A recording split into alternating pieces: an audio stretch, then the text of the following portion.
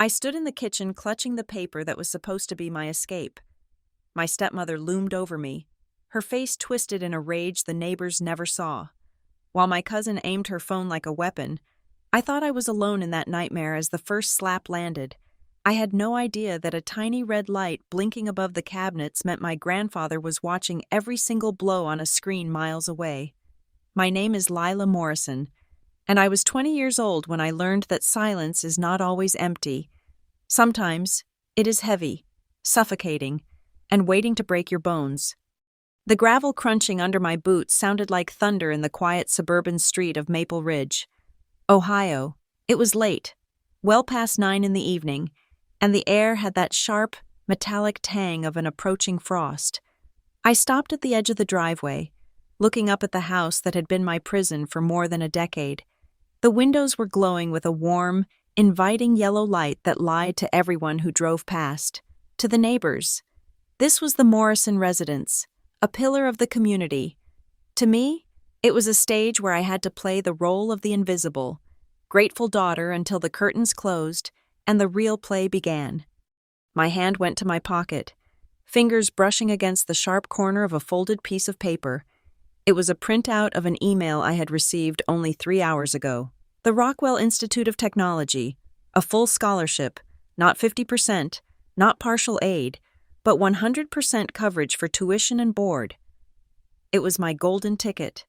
It was the only thing keeping my knees from buckling as I walked up the concrete path. I had not told a soul.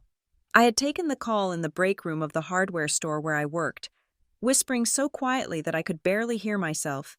I thought I had been careful. I thought I had been a ghost. But ghosts do not make footprints, and I was about to learn that I had left a trail.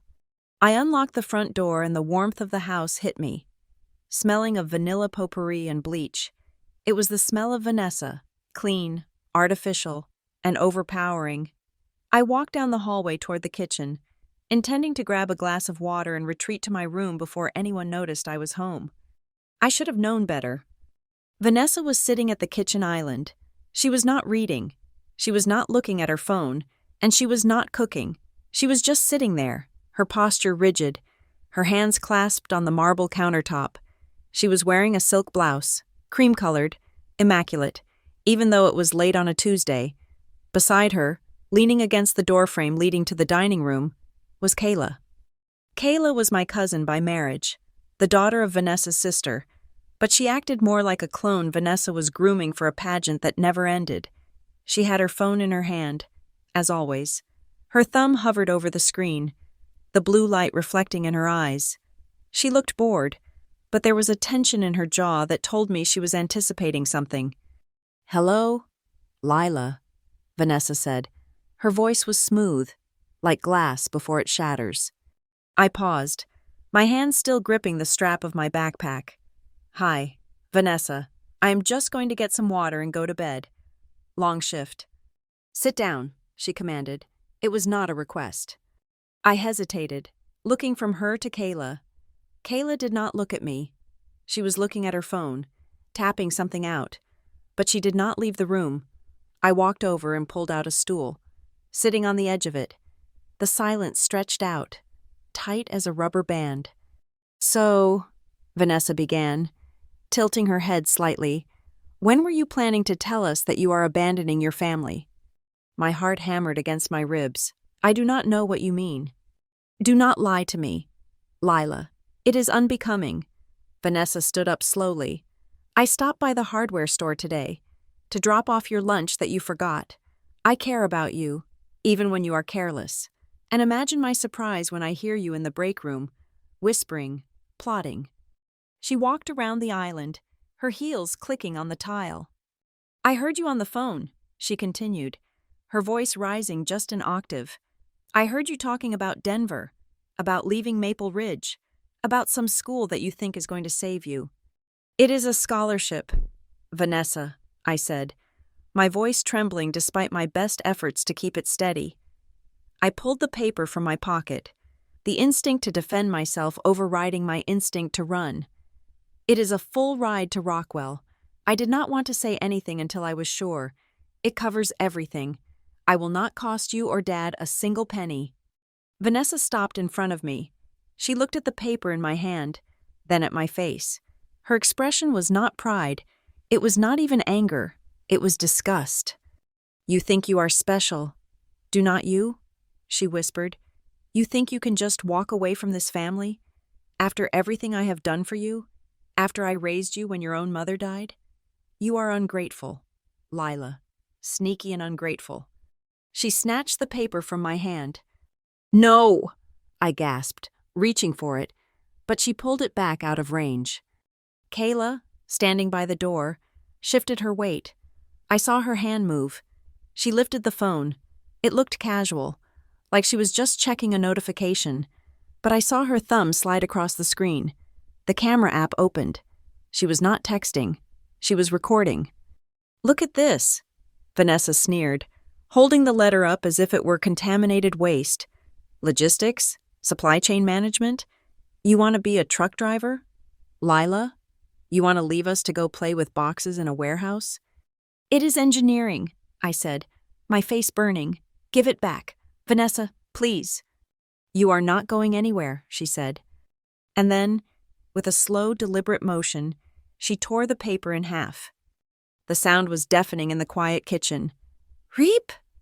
My mouth opened, but no sound came out.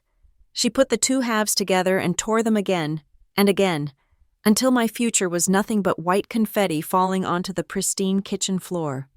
"You are a burden, Lila," Vanessa said, stepping closer, her voice dropping to a venomous hiss. "You have always been a burden. Your father is too weak to say it, but we all know it. You drain us. You take up space. And now you want to run away and pretend you are better than us?" I slid off the stool, dropping to my knees to gather the pieces. "I can tape it," I thought frantically. "I can tape it back together. The scan code is still there." "Stop it!" Vanessa screamed. She kicked the pile of paper, scattering the pieces across the tiles. I looked up at her, tears stinging my eyes, and that was when the first physical blow came. Vanessa shoved me. It was not a playful push. She drove her palms into my shoulders with all her weight. I flew backward, my spine colliding with the hard edge of the lower cabinets. The breath left my lungs in a sharp, agonizing whoosh. Pain exploded in my lower back, but before I could even gasp for air, Vanessa was on me. "You owe us everything," she shrieked. She slapped me. The sound was like a gunshot. Her palm connected with my left cheek, snapping my head to the side. My ears started ringing immediately, a high-pitched whine that drowned out the hum of the refrigerator. I tried to raise my hands to protect my face, but she was relentless. She grabbed my wrist, her fingernails digging into my skin, and yanked my arm down. She struck me again, this time a closed fist against my shoulder. "Ungrateful little brat," she yelled, each word punctuated by a blow. I curled into a ball, trying to make myself small. This was the strategy of my childhood. If I am small, I am invisible. If I am invisible, I cannot be hurt. But I was not a child anymore, and I was not invisible. I looked toward the door. Kayla was still there. She had moved closer. She was not intervening. She was not calling for help. She was adjusting her angle. She held the phone steady with both hands now, panning slowly to keep us in the frame. I saw her lips move, a silent commentary only she could hear. "This is gold." Her expression seemed to say, "This is going to get so many views." "Why are you doing this?" I sobbed, the taste of copper filling my mouth. I bit my tongue when I hit the cabinet. "Because you need to learn," Vanessa panted, her hair coming loose from its perfect bun. She loomed over me, her face flushed, eyes wide and manic. The mask of the perfect suburban wife had slipped, and underneath was something feral. She grabbed a handful of my hair and yanked my head back. I cried out, my neck straining. "Look at me," she demanded. I stared up at her. Tears blurred my vision, turning her into a monster of smeared mascara and rage. "You are never leaving this house until I say you can." She spat, her face inches from mine. "You belong to us. You are nothing without this family. Nothing." She shoved my head back toward the floor. I collapsed, my cheek pressing against the cold tiles. right next to a torn piece of paper that read, "Congratulations." My body felt heavy, disconnected, as if I were floating above the scene watching it happen to someone else. The shame was hotter than the pain. I was 20 years old, and I was being beaten in my kitchen while my cousin filmed it for entertainment. I felt a deep, hollow crack inside my chest. It was the sound of the last thread of hope snapping. Vanessa straightened up, smoothing her blouse with trembling hands. She took a deep breath, composing herself instantly. It was terrifying how quickly she switched it off. One second she was a hurricane, the next, she was just a woman standing in a kitchen. Kayla stepped forward, finally lowering the phone. She tapped the screen to stop the recording. I heard the faint digital chime confirming the video was saved. "Did you get it?" Vanessa asked, her voice calm, devoid of the screaming banshee tone she had used 10 seconds ago. "Yeah," Kayla said, sliding the phone into the back pocket of her jeans. "The lighting was actually really good. You looked intense. Aunt V, very powerful mother figure, puts rebellious teen in her place. I can edit out the slap if we need to, or keep it for the private story. It is dramatic. People love drama." I lay on the floor, coughing, trying to pull air into my lungs. My shoulder throbbed, and my cheek felt like it was on fire. I kept my eyes open, staring blankly ahead. That was when I saw it. From my vantage point on the floor, I was looking up at an angle nobody usually looked at. Above the refrigerator, nestled in the dark gap between the top of the appliance and the ceiling, was a small black object. It blended into the shadows perfectly. But then, it blinked. A tiny rhythmic red dot. Pulse, pulse, pulse. It was not a smoke detector. It was not a motion sensor for the alarm system. Those were white and mounted in the corners. This was a lens, a camera. It was brand new. There was no dust on it. I had cleaned the kitchen top to bottom 3 days ago, and that space had been empty. Someone had installed it recently, very recently. I stared at the red light, mesmerized. It was recording, just like Kayla. Vanessa nudged my leg with the toe of her expensive shoe. "Get up," she said coldly. "Clean up this mess. If I find one scrap of paper on the floor in the morning, you will wish you had left for Denver tonight." I slowly pushed myself up to a sitting position, my muscles screaming in protest. I did not look at Vanessa. I did not look at Kayla. I kept my eyes cast down, but my mind was racing. Who put that there? Dad? No. Dad could barely work the television remote. He would never install a covert camera. And Vanessa? She would not want evidence of her own cruelty. "Get up!" Vanessa barked. I stood, swaying slightly. I wiped the blood from my lip with the back of my hand. "You are pathetic," Kayla muttered, shaking her head as she looked at me. She patted her pocket, reassuring herself that her digital weapon was safe. "You make everything so difficult. Lila." Vanessa leaned in close to me, her voice a low growl. "You can tell your father if you want," she whispered. "You can tell the police. You can tell the whole town. But remember this, Lila, I am Vanessa Morrison. I run the PTA. I organize the charity drives. You are the damaged, quiet girl with no friends who makes up stories." She smiled, and it was the cruelest thing I had ever seen. "No one will believe you," she said. Kayla smirked, echoing the sentiment. "It is your word against ours, and we have proof of how unstable you are. I have got you screaming and crying on video. I can cut that to make you look like a total psycho." They turned their backs on me, walking out of the kitchen as if they had just finished a casual conversation. Kayla laughed at something Vanessa said, the sound echoing down the hallway. I stood alone in the center of the kitchen, surrounded by the confetti of my future. My body ached, my face was swelling, and my heart was broken. But as I looked up at the space above the refrigerator, watching that tiny red light blink in the darkness, a strange, cold clarity washed over me. Kayla thought she had the only weapon in the room tucked in her denim pocket. Vanessa thought she owned the narrative because she owned the house. But they were wrong. Someone else was watching. Someone else had seen the slap, the shove, the tearing of the paper.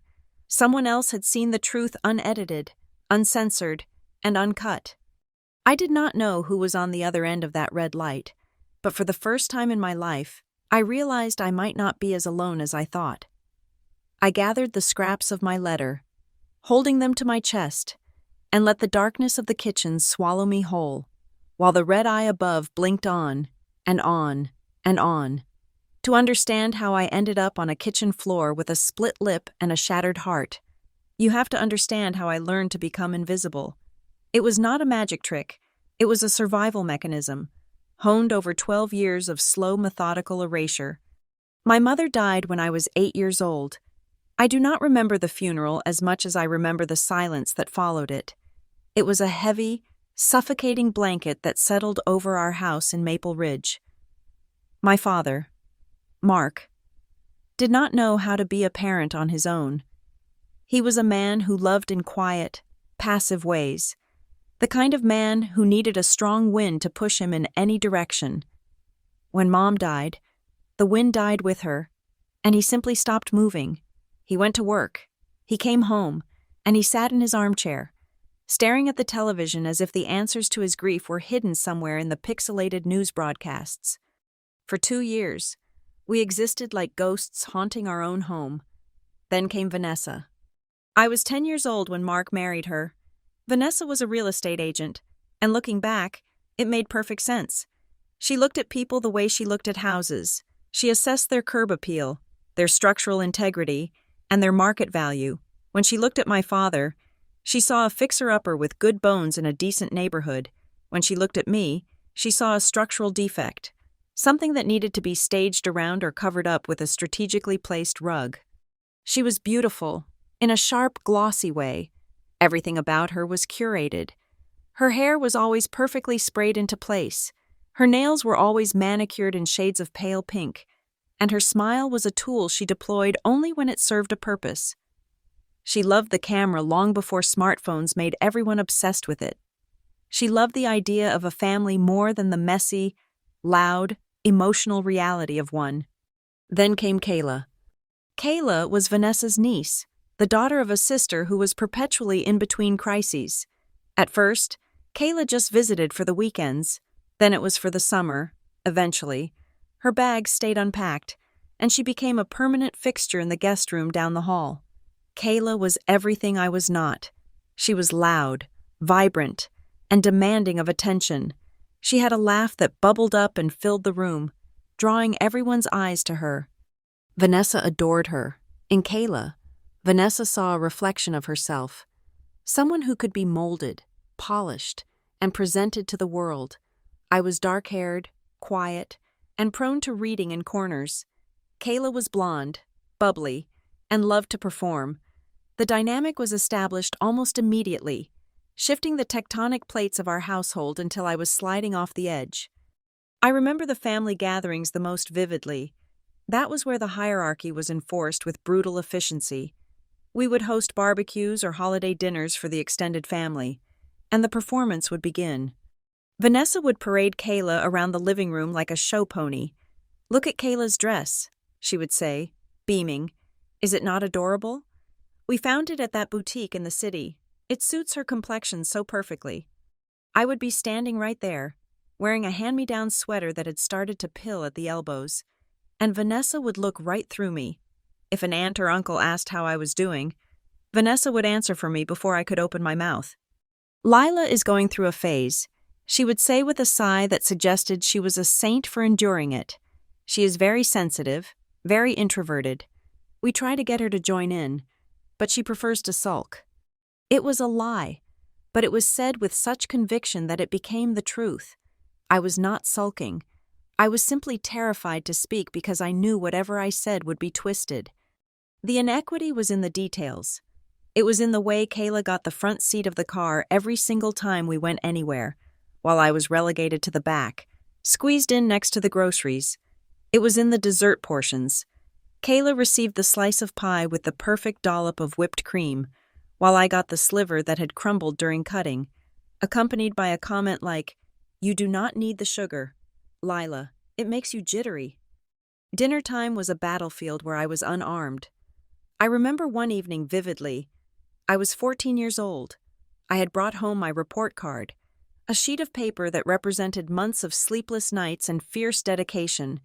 I had straight A's, not a single A-, in math and science. I had the highest scores in the grade.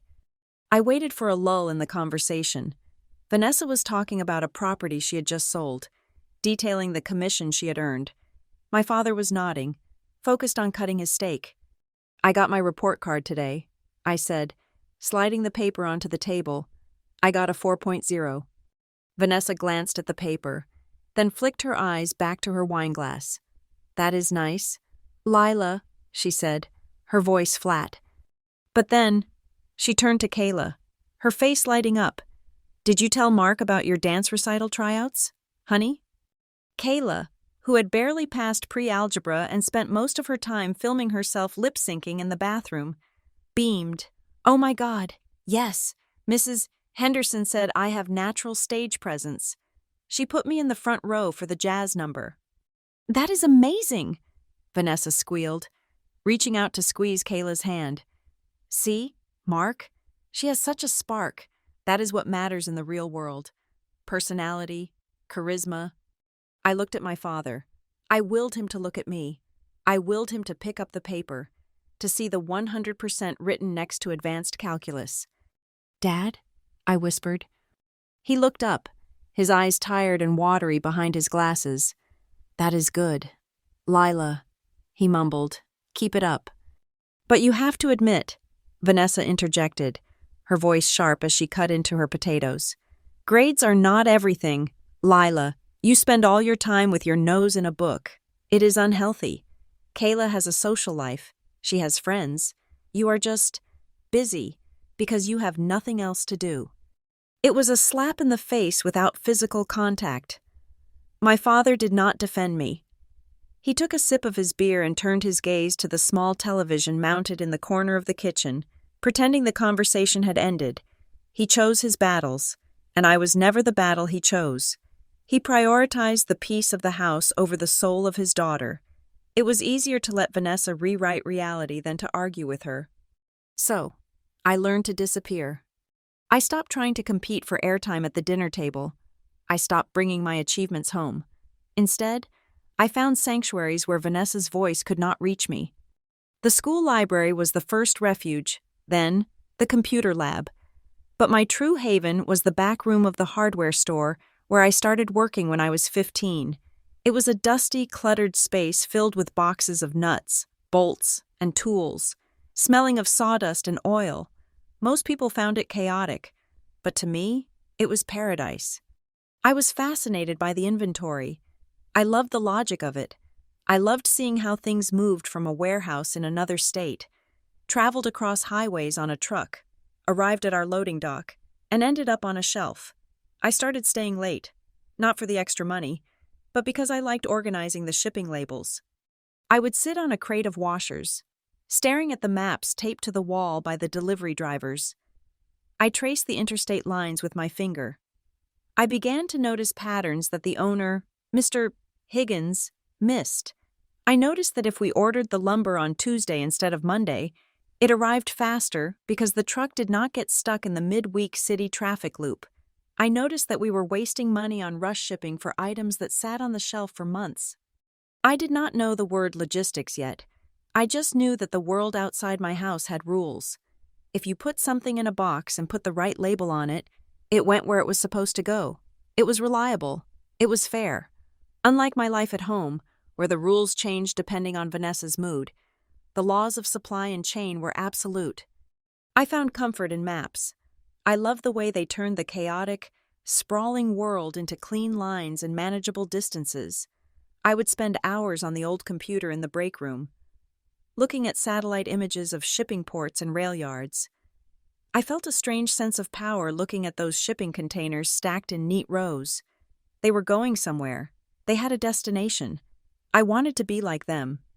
But back at home, the walls were closing in.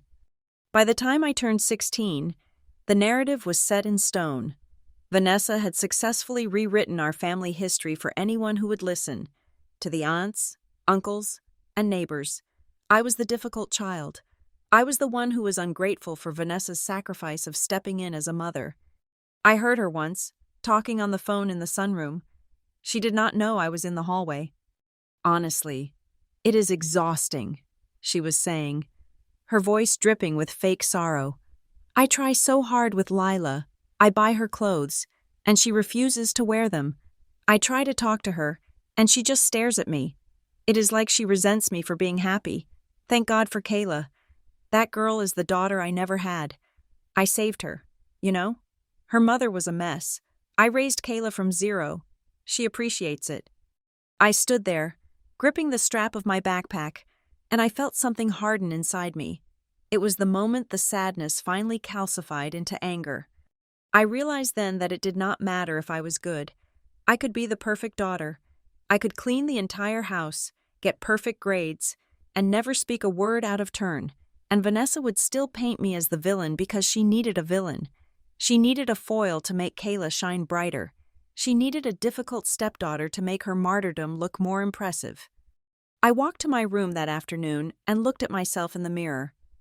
I saw a girl who was tired, a girl who was wearing a shirt that was 2 years old, because asking for money for new clothes was not worth the lecture about how expensive I was.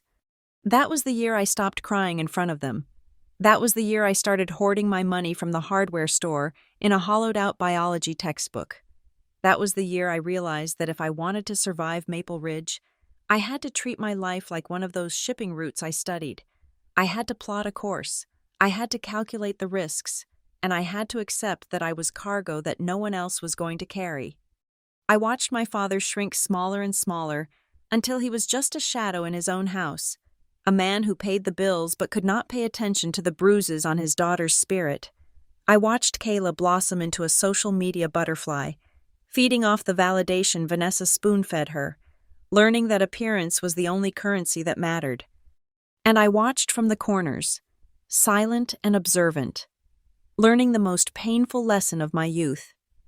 In the Morrison house, love was not a birthright, it was a transaction, and I was the only one who could not afford the price. High school was not a time of teenage rebellion for me, at least not in the way the movies portrayed it. I did not sneak out to parties. I did not dye my hair neon pink, and I certainly did not date the quarterback in the hallways of Maple Ridge High. I was a ghost. I walked close to the lockers, head down, clutching my books like a shield. But inside my head, a very different kind of life was taking shape, one built on algorithms, coordinates, and the desperate, clawing hope of escape. My rebellion was mathematical. While Kayla was busy curating her Instagram feed and Vanessa was busy curating her reputation, I was obsessed with optimization. I realized early on that if I could not control the chaos in my house, I could control the chaos of numbers. Math was safe. Math had rules. In calculus and computer science, there was always a right answer. And no matter how much Vanessa hated me, she could not argue with the logic of a quadratic equation. My guidance counselor, Mrs. Gable, was the first person to look at me and see something other than a problem. She was a stern woman with reading glasses perched on a chain. But she noticed my test scores. During our junior year meeting, she tapped a folder on her desk. "You have a mind for systems. Lila," she had said, "you see patterns where other students just see noise. Have you considered the Rockwell Institute of Technology?" Rockwell. The name sounded like a fortress. It was in Denver, Colorado. To a girl stuck in the flat, suffocating cornfields of Ohio, Denver sounded like the moon. It was 1,000 miles away. It was perfect. They have one of the best supply chain and operations programs in the country. Mrs. Gable told me, "It is competitive, but your grades are there." That night, I did not go home immediately after my shift at the hardware store. I went to the public library and sat in the back corner, the one where the fluorescent light buzzed like an angry insect. I pulled up the Rockwell application page on a battered public computer. The cursor blinked, waiting for my personal essay. I did not write about my dead mother. I did not write about the stepmother who looked at me like I was a stain on her carpet. I wrote about milk trucks. I wrote about how the delivery routes in rural towns like Maple Ridge were inefficient. wasting fuel and time because they adhered to outdated grids instead of following the flow of demand. I wrote about the last mile problem. I poured my soul into a proposal for a dynamic routing algorithm that could save a small fleet 15% in fuel costs annually. It was the driest, most technical love letter to freedom ever written. When the first letter came from Rockwell, it was just an acknowledgement of my application, but I treated it like a holy relic. I did not leave it on the kitchen counter.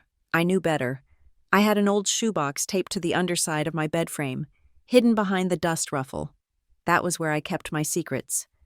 But you cannot hide everything in a house where privacy is considered a privilege, not a right. One evening in late October, I came home to the smell of roast chicken and the sound of Vanessa's laughter. It was a sharp, brittle sound that usually meant she had found someone to mock. I walked into the dining room, and my stomach dropped. She was holding a letter. It was from the financial aid office at a state university I had applied to as a backup. It was not Rockwell, but it was still a lifeline. "Well, look who thinks she is going to be a scholar," Vanessa said, waving the envelope in the air. I froze. "I did not know you checked the mail today." "It is my house, Lila. I check everything," she replied. Ripping the envelope open before I could stop her, she scanned the page, her eyebrows rising in theatrical disbelief. "Listen to this, Mark," she said to my father, who was staring at his mashed potatoes as if he wished he could dissolve into them. "Your daughter has applied for financial aid. She thinks some college is going to give her money." She laughed, tossing the letter onto the table. It landed in the butter dish. "Why would they waste resources on you?" she asked, looking at me with genuine confusion. "You can barely look a cashier in the eye. You have no social skills. You are practically mute. College is about networking. Lila, it is about personality. You are just a void." I stood by the doorway, gripping the strap of my backpack until my knuckles turned white. "I got good grades," I whispered. "Grades," Vanessa scoffed. "You think the world cares that you can solve for X? You need charm to survive, and you have none. You are just going to end up alone in a dorm room, wasting thousands of dollars that could go to someone who actually has a future." I looked at Kayla. She was sitting across from Vanessa, chewing on a celery stick. Her phone was propped up against her water glass. The lens was facing me. She was not eating. She was watching the screen. I saw her tap a button. "She is recording," I realized. Kayla caught my eye and offered a tiny, almost imperceptible smirk. She did not say a word. She just let the camera roll, capturing my humiliation. In her mind, she was gathering ammunition. She was building a library of Lila's meltdowns, clips she could show her friends to prove how weird and awkward her cousin was. Or maybe she was saving them for something darker, a way to keep me in line if I ever tried to fight back. I did not fight back. I learned a long time ago that arguing with Vanessa was like wrestling a pig in mud. You both got dirty, but the pig liked it. I walked to the table, picked the letter out of the butter, and wiped it off with a napkin. "May I be excused?" I asked. Vanessa waved her hand dismissively. "Go. You are ruining my appetite anyway." I went to my room, but I did not cry. I was done crying. Instead, I opened my laptop, a clunky, second-hand brick I had borrowed indefinitely from the school's AV club, and opened a spreadsheet. If they were not going to help me, and if they were going to actively sabotage me, I needed my own resources. I needed money, real money, not the few dollars I made at the hardware store which Vanessa monitored. I called the file the exit strategy. I began to list every possible way to make money in Maple Ridge without Vanessa knowing. I could not take extra shifts at the store because she knew my schedule. I had to go underground. I found a job doing data entry for the local feed and grain supply. They needed someone to digitize 20 years of paper invoices. I told them I could do it remotely, late at night. They paid me $10 an hour, under the table. I started babysitting for the Miller family 3 streets over on Friday nights when Vanessa thought I was at the library. Mrs. Miller paid cash. I learned that the antique shop downtown needed someone to update their inventory on eBay. I did that on Sunday mornings on my phone while pretending to take long walks for my health. Every single dollar I earned went into a digital bank account I had opened online, one with paperless statements that went to a secret email address. I became a miser. I wore shoes with holes in the soles because buying new ones meant dipping into the fund. I skipped lunch at school to save the $3.50 a day. While other girls my age were worrying about prom dresses and dates, I was worrying about interest rates and tuition deposits. My room became my command center. I had to rely on the house Wi-Fi, which was spotty at best because Vanessa insisted the router stay in the living room for aesthetics. I would sit on the floor by my bedroom door, where the signal was strongest, balancing the heavy laptop on my knees. I found free courses online. I took an introduction to Python programming from a university in Boston. I watched lectures on supply chain logistics from a professor in Germany. I learned how to code basic algorithms. I learned about the traveling salesman problem. I learned that the world was a giant puzzle of moving parts, and if you were smart enough, you could fit yourself into the flow and ride it out of town. I was building a version of myself that none of them knew existed. To Vanessa, I was the sullen teenager who stared at the wall. In reality, I was learning how to build the very walls that would keep them out. Then came the acceptance from Rockwell. It arrived in the email inbox I checked 40 times a day. Congratulations. The word shimmered on the screen. It was followed by the financial aid package. It was good, very good, but it was not everything. It covered tuition, but there was still a gap for room, board, and books. It was about $4,000 a year that I did not have. I stared at the number. $4,000. It might as well have been $4 million. I had saved up about $1,200 in my secret account. It was not enough. I needed help. I needed a cosigner for a loan, or just a small contribution. I waited until a Tuesday night when Vanessa was out at her yoga class. It was just my father and me. He was watching a baseball game, a beer resting on his stomach. "Dad?" I said, standing between him and the television. He blinked, looking up. "What is it? Honey, can you move? You are blocking the strike zone. I have to talk to you. It is important." I sat on the coffee table, forcing him to look at me. "I got into Rockwell." I said, "The institute in Denver, the one I told you about." He frowned, processing the information slowly. "Denver? That is far." "Lila. It is a great school. Dad, it is the best for what I want to do. And look." I showed him the printout of the email. "They gave me a scholarship. It covers almost 80% of the cost." That is good," he mumbled, rubbing his neck. 80% is good. "But I need help with the rest," I said, my voice rushing. "It is about $4,000 a year. If I work part-time there, I can pay half of it. I need you to help me with the deposit and maybe co-sign a small loan. Please, Dad, this is my chance." Mark Morrison looked at the paper, then he looked at the door, as if checking to see if his wife was coming home to make the decision for him. "Lila," he sighed, setting his beer down. "Money is tight right now.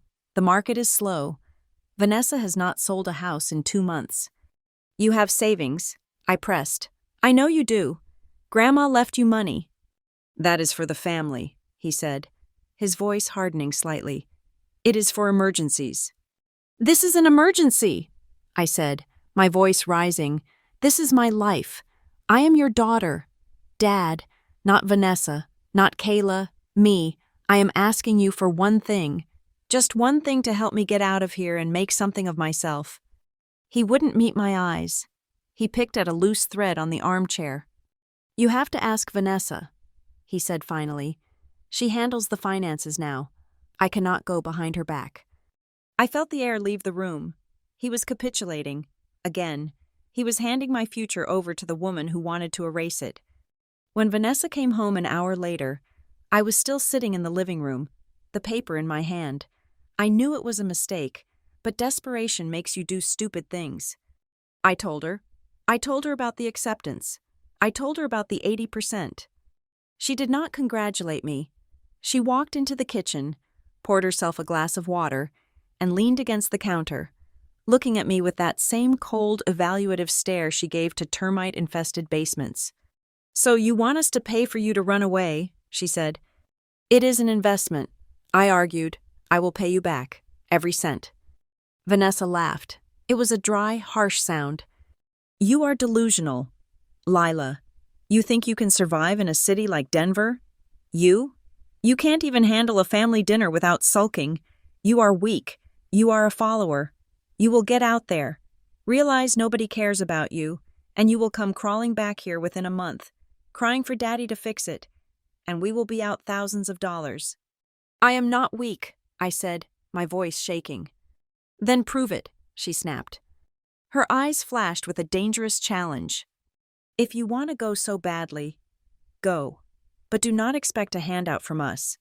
If you are such a genius, figure it out. Prove that you can survive without us. Prove that you are not just a leech attached to your father's wallet." She took a sip of her water, smiling over the rim of the glass. "But you won't," she added softly, "because you need us. You are nothing without the roof I put over your head." That was the moment. That was the seed she planted. She did not know it then, but she had just given me the only motivation I needed. She thought she was crushing me, but she was actually tempering steel. I did not say another word. I took my paper and went to my room. 2 days later, the full scholarship email arrived, the one that covered everything, the one that made her money irrelevant. I kept it secret, terrified she would find a way to ruin even that. But Vanessa's challenge hung in the air like smoke. Prove you can survive.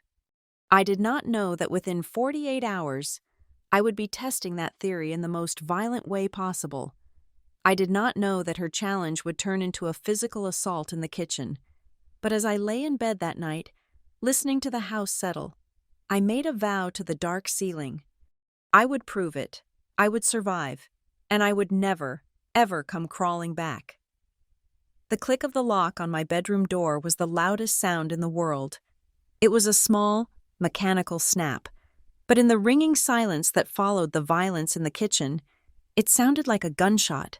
I leaned my back against the wood, sliding down until I hit the floor, my legs sprawling out on the carpet that I had vacuumed just yesterday. My face was throbbing. A dull, rhythmic pulse beat against my cheekbone, keeping time with the adrenaline surging through my veins. I touched my skin tentatively. It was hot, swollen, and tender. Vanessa had not held back. That was the thing about the mask slipping. Once it falls, it shatters, and you can never put the pieces back together to look the same way again. I closed my eyes, but the darkness behind my eyelids was not empty. It was filled with the replay of the last 20 minutes. Vanessa's contorted face, the tearing of the paper, the shove, and Kayla. God, Kayla. The way she had stood there, not as a witness, but as a director, framing the shot, adjusting the lighting, thinking about captions and hashtags while I was being assaulted. Through the thin drywall that separated my room from the hallway, I heard footsteps. They were heavy, agitated. Then, the murmur of voices. I held my breath, straining to hear. "She is totally unstable." Kayla's voice drifted through the plaster. It was clear, terrifyingly casual. "I am going to save this to the cloud right now. If she tries to tell anyone, we just show them the part where she is screaming on the floor. We can say she was having a breakdown. We can say she attacked you first, and you were just defending yourself." There was a pause, and then Vanessa's voice, lower but distinct. "Keep it safe," she said. "If she tries to leave, we use it. We tell Mark she is a danger to herself. We can threaten to have her committed if she does not fall in line. No one is going to believe a hysterical girl over us." I felt a coldness spread through my chest that had nothing to do with the temperature of the room. It was the chill of absolute clarity. They were not sorry. They were not worried. They were strategizing. They were already editing the narrative, cutting and pasting reality until I was the villain in my own tragedy. I looked at the clock on my nightstand. It was 11:45 at night. If I stayed here until morning, I would never leave. If I stayed, I would become the person they were creating in that video, the crazy, unstable burden. I scrambled up from the floor. The pain in my ribs flared, a sharp reminder of the cabinet edge, but I shoved it down. I did not have time for pain. Pain was a luxury for people who were safe. I was not safe. I grabbed my backpack from the hook on the wall. It was my school bag, sturdy and black, frayed at the straps. I dumped my textbooks onto the bed. They landed with a heavy thud. I did not need history or literature. I needed survival. I moved like a whirlwind, but silent, efficient. I opened my drawer and grabbed 3 t-shirts, 2 pairs of jeans, and as many socks and underwear as I could squeeze into the bottom compartment. I went to the bathroom attached to my room and swept my toothbrush, toothpaste, and a bar of soap into a plastic bag. Then the important things. I reached under the bed and pulled out the shoebox. My hands were shaking, but my fingers were nimble. I took the envelope with the cash, $1,240. It was everything I had in the world. I stuffed it into the deepest pocket of the backpack, zipping it shut, and then safety pinning the zipper pull to the fabric so it could not be opened by a pickpocket. I grabbed the USB drive from my desk. This tiny silver stick held my life. It had my routing algorithms, my supply chain models, the code I had written late at night while the house slept. It was my brain, backed up and portable. Finally, I looked at the crumpled, taped-together remains of my acceptance letter and the scholarship offer. I had salvaged them from the trash earlier in the week, before tonight's fresh disaster. I folded them carefully, smoothing the creases, and slid them into a plastic folder. They were my passport.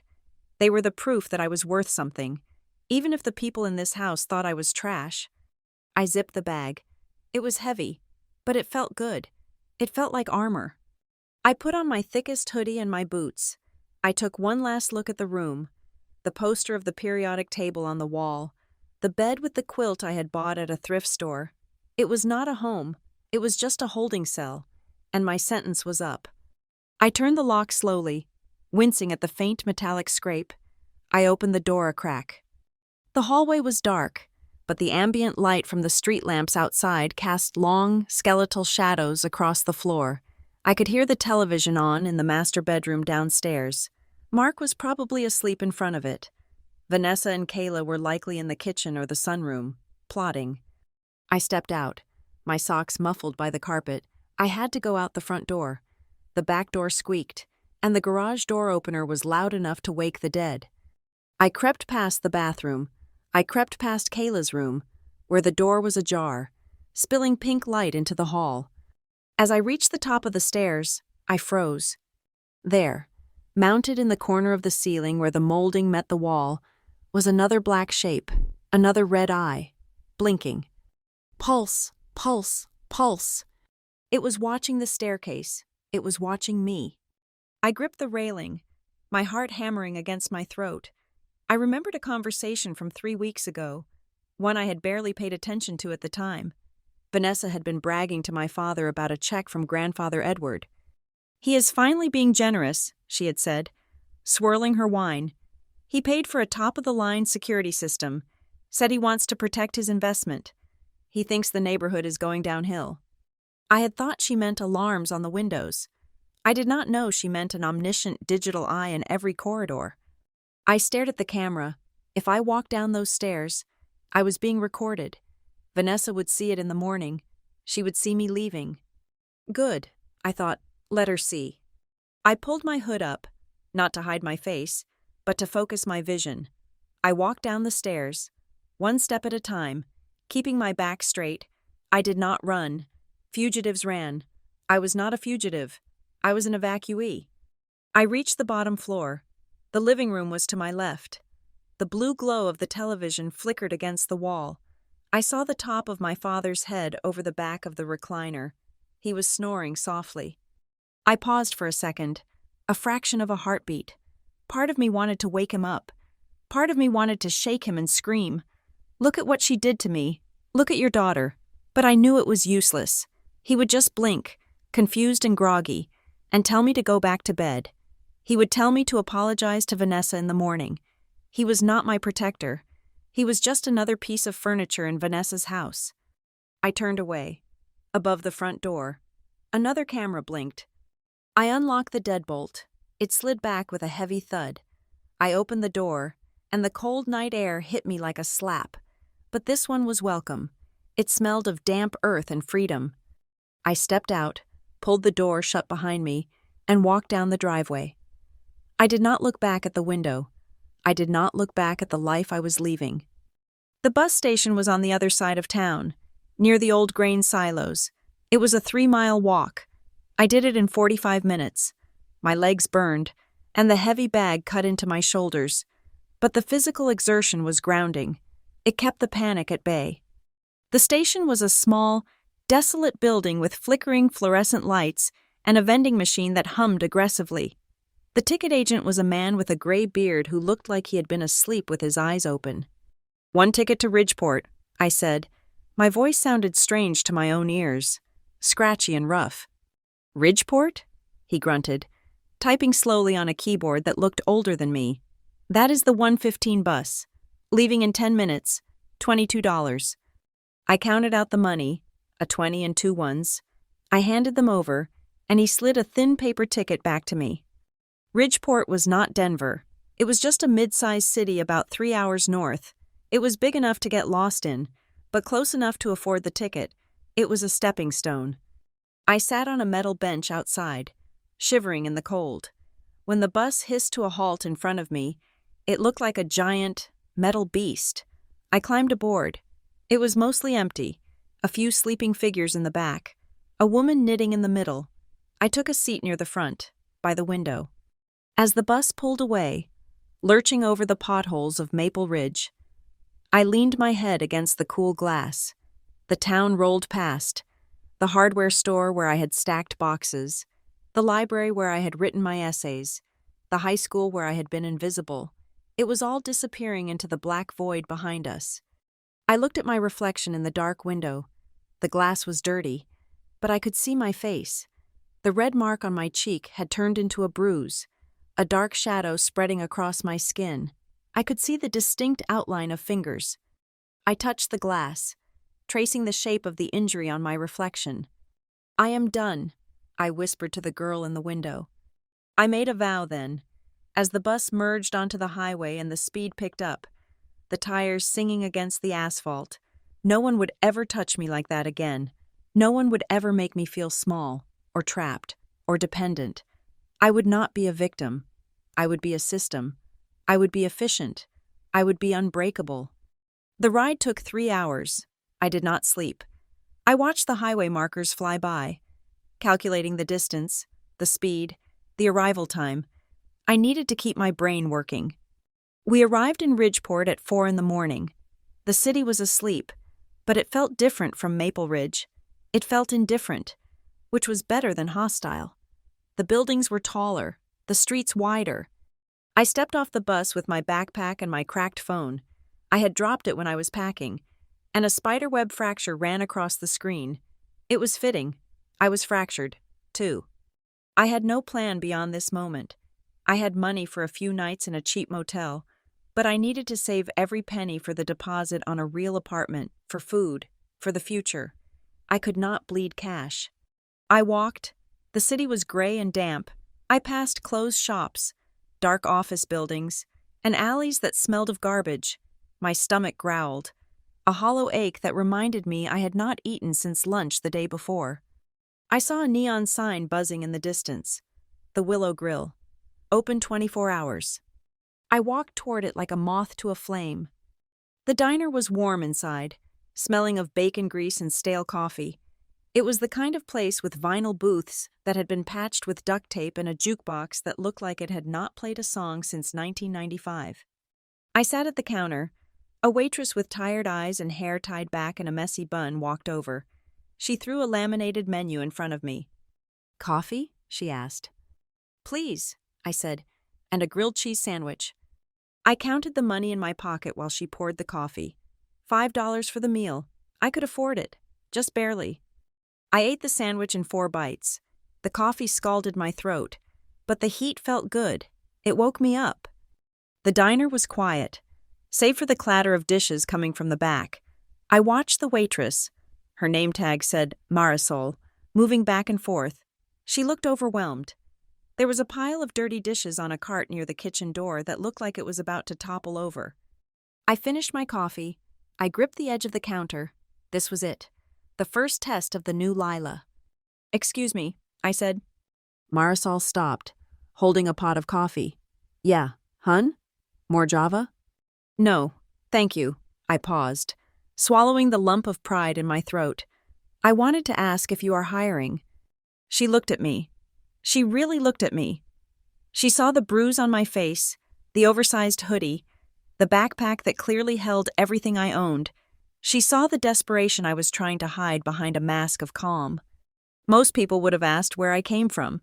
Most people would have asked if I was in trouble. Marisol just looked at the stack of dishes, then back at me. "You got experience?" she asked.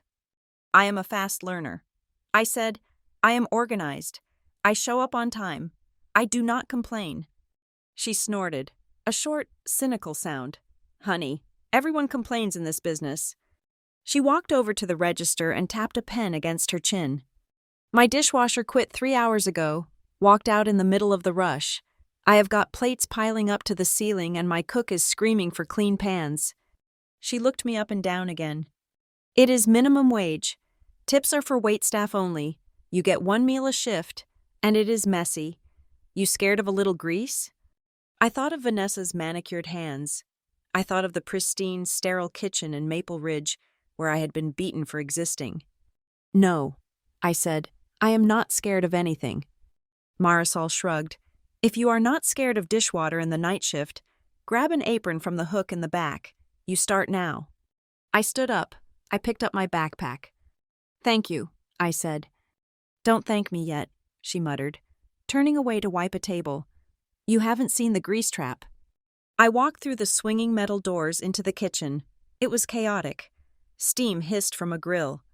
A radio was blasting salsa music, and a large man with a stained white coat was shouting something in Spanish.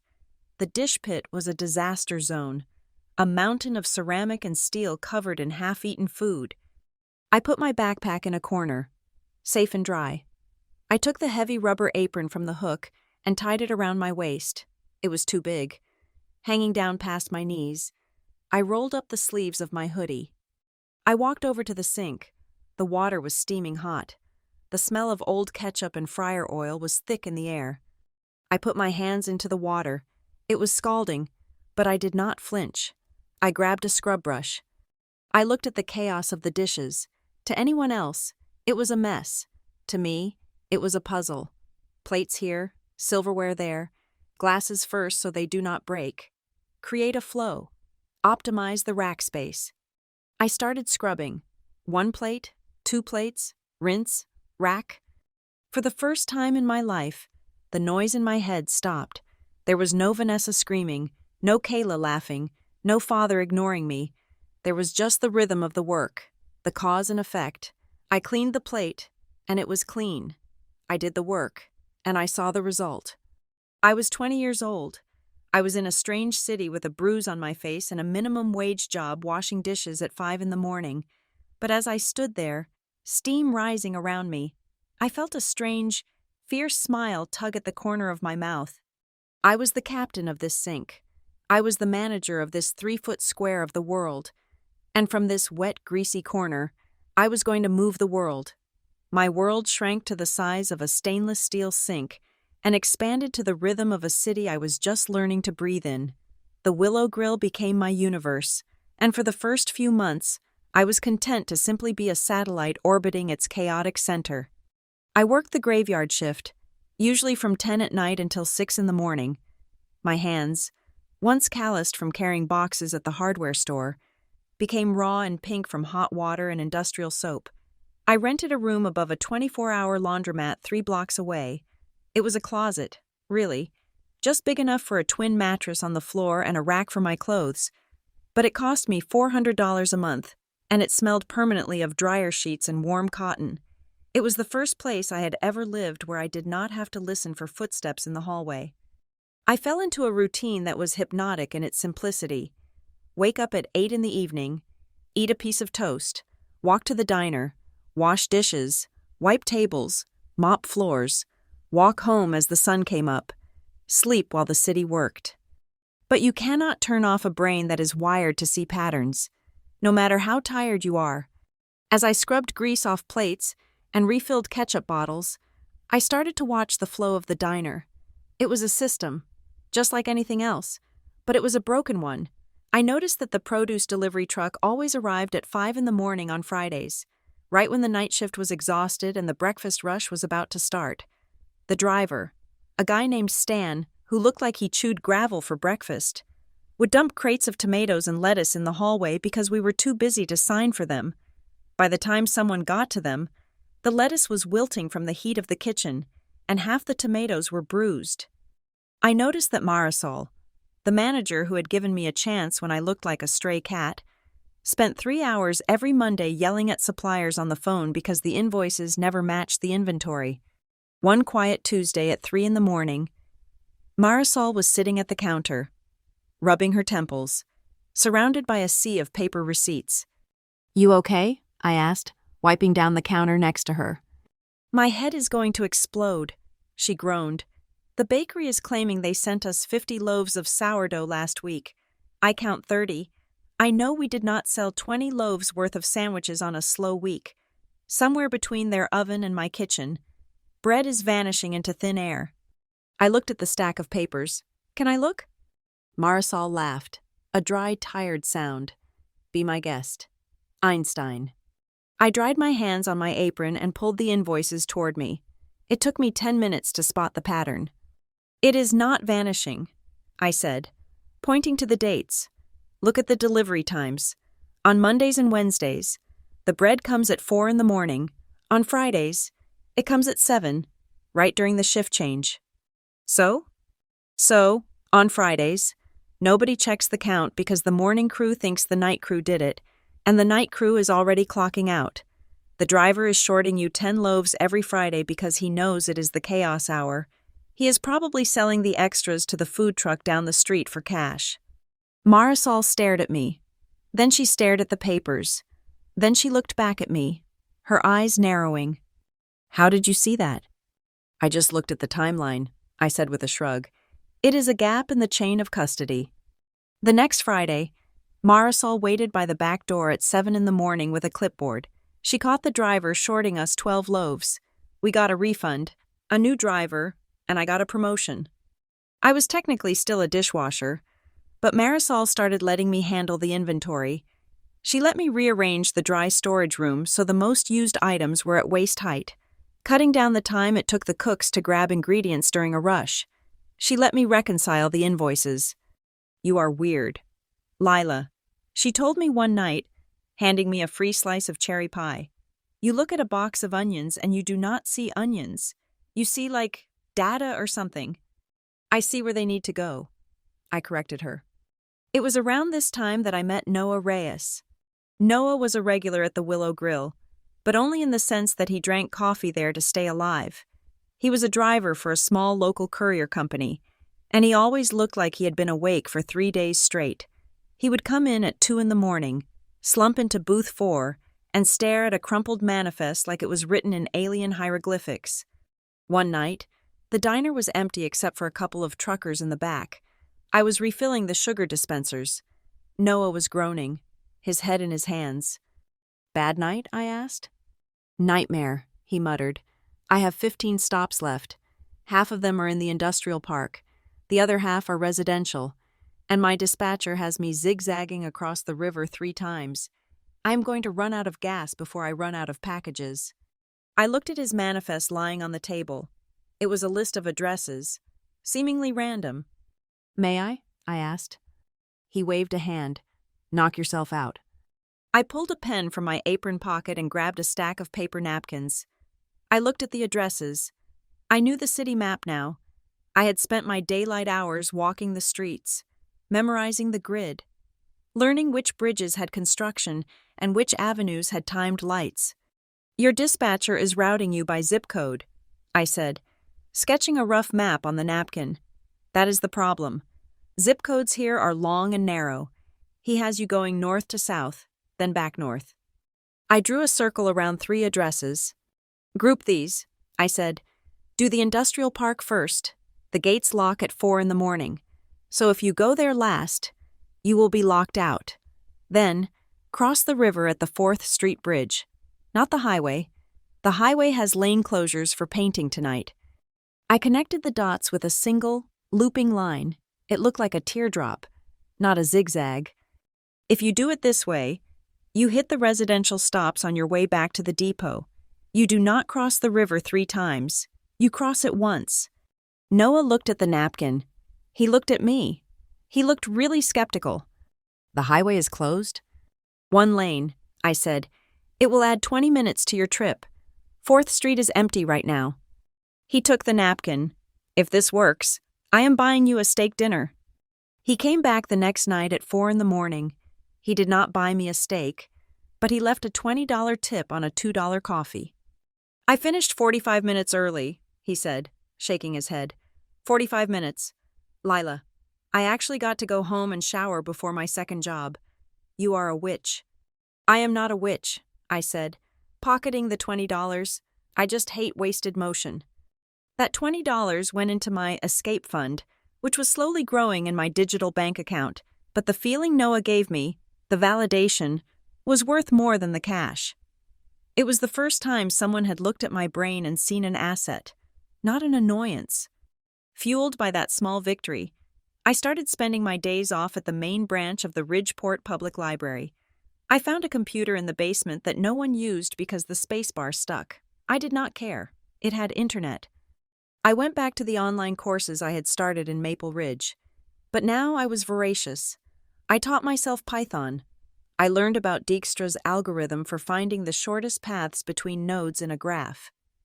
I downloaded open-source mapping software. I created a simulation of Maple Ridge on the screen, a little digital ghost town. I ran simulations of trash pickup routes, school bus loops, mail delivery. I moved the little digital trucks around, shaving off miles, saving digital fuel. It was a game, but it was also training.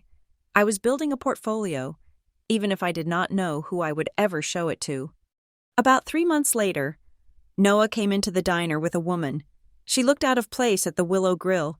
She was wearing a blazer over a t-shirt, carrying a laptop bag, and she looked like she vibrated on a frequency of pure caffeine.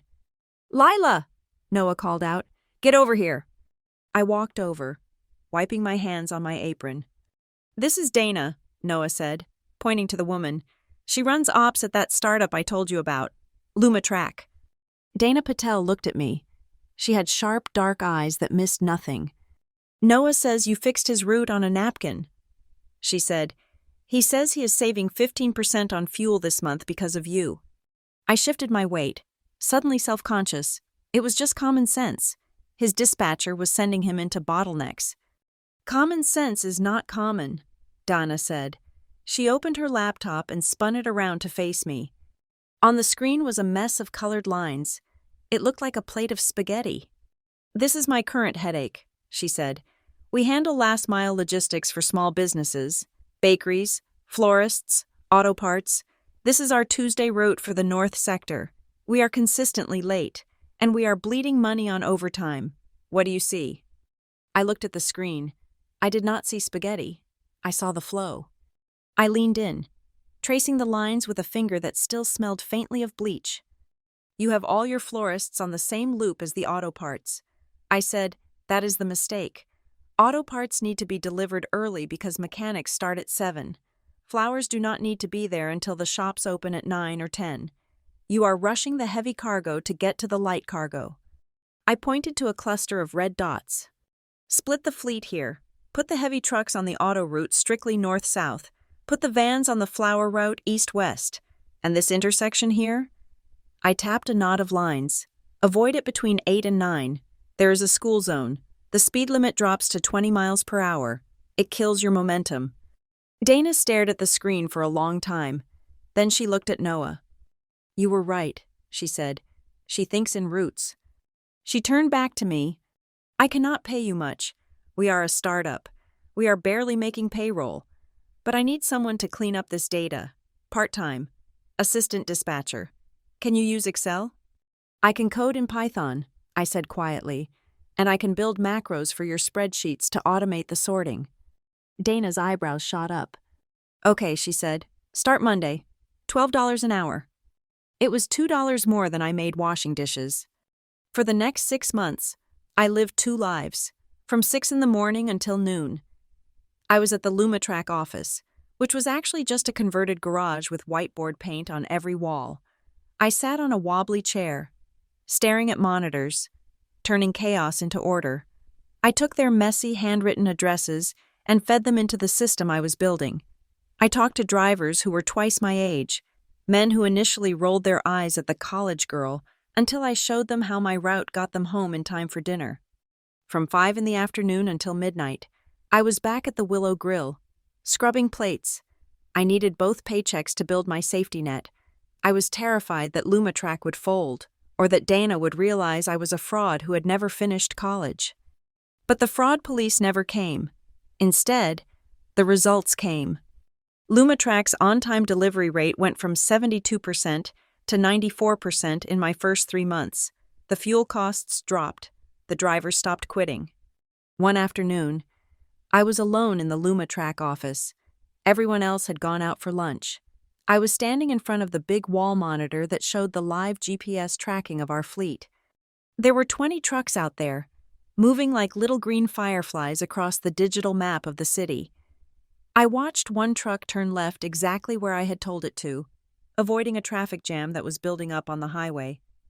I watched another truck dock at a bakery 3 minutes ahead of schedule. I reached out and touched the screen. Back in Maple Ridge, I had been helpless.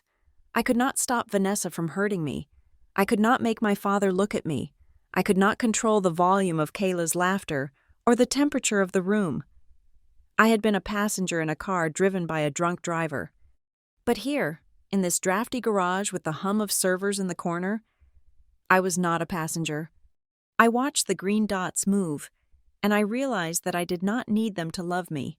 I did not need the drivers to know my birthday or the customers to know my name. I just needed the system to work. If I put the right inputs in, I got the right outputs. It was clean. It was fair.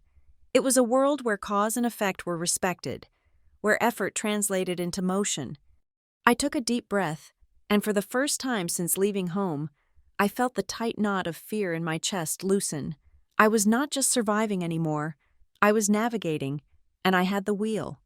Time did not heal all wounds, but it certainly organized them. Over the next 4 years, I treated my trauma the same way I treated a chaotic supply chain. I identified the bottlenecks, isolated the variables I could not control, and optimized the ones I could. I stopped being the girl who washed dishes in the back of a diner, though I never forgot the feeling of hot grease on my skin. I ascended.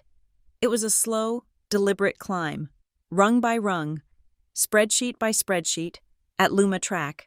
My title shifted from assistant dispatcher to operations analyst, and finally to lead operations analyst. The garage office was replaced by a sleek, glass-walled space in the tech district of Ridgeport, but my desk looked exactly the same. 3 monitors, no personal photos, and a constant stream of data flowing like a river of numbers. Dana Patel became more than a boss. She became the first adult who invested in me without expecting a return on her vanity. She saw my hunger for structure and fed it. "You are hitting a ceiling, Lila," she told me one afternoon, dropping a brochure on my desk. "You have the raw instinct, but you need the vocabulary. You need the credentials." She encouraged me to pursue professional certifications in supply chain management and data analytics. When I told her I could not afford the fees, she did not offer me a loan.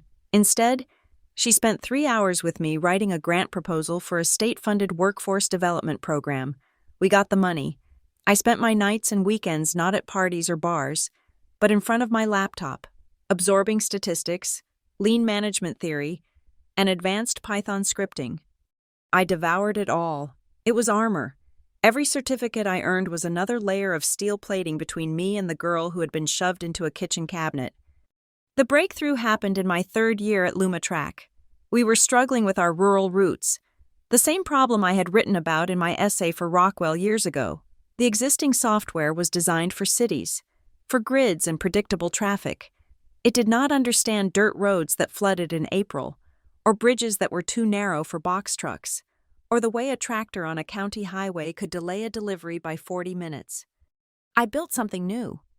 It started as a script running on my local machine, a patch to fix the gaps in our vendor software. I called it Route Pulse. It did not just look at distance. It looked at historical friction.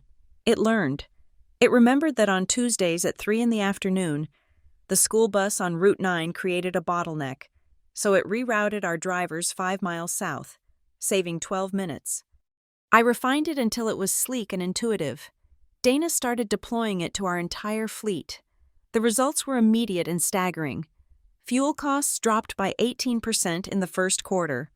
On-time delivery rates hit 98%. But the real victory was quiet. It happened on a snowy Tuesday when a small clinic in a town called Oakhaven called us in a panic. They were out of insulin. A storm was closing the highway, and their regular supplier had canceled the shipment. I sat at my console, watching the storm front move across the digital map.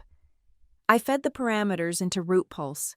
The system crunched the data, ignoring the closed highway, and found a network of back roads that were plowed by local farmers, data I had scraped from a community forum. We got a van there in 2 hours. The doctor called us, crying, to say we had saved a life. That was the moment I knew I had won. I had not just escaped my past. I had built a tool that could navigate through the storms that used to trap me. The industry noticed. Venture capitalists, men in expensive suits who usually looked at logistics as boring plumbing, started flying into Ridgeport. They saw the numbers Route Pulse was generating and saw gold. 6 months later, LumaTrack spun Route Pulse off into its own entity. Dana became the chief executive officer. She sat me down in the conference room, sliding a thick contract across the mahogany table. "I cannot do this without you. Lila," she said, "I am making you a co-founder, and I want you to be the director of operations architecture." I looked at the title. Director. It felt heavy, substantial. "There is equity," she added. "Significant equity. If we go public, or if we get acquired, you will never have to worry about money again." I signed the papers with a steady hand. I was 24 years old, and I was worth more on paper than the entire Morrison estate back in Maple Ridge. With the new title came a new need. I looked at my business card. Lila Morrison. The name felt like an itch I could not scratch. Morrison was the name of the man who sat behind a newspaper while his wife tormented his daughter. It was the name on a mailbox I had fled in the middle of the night. It was a tether to a dock I had burned. I hired a lawyer the next week. I did not want a dramatic change. I did not want to become someone else entirely. I just wanted to prune the dead branches. I chose Moore. Lila Moore. It was simple. 1 syllable, clean. It sounded like more, as in more than I was, more than they said I would be. It was neutral, professional, and entirely mine.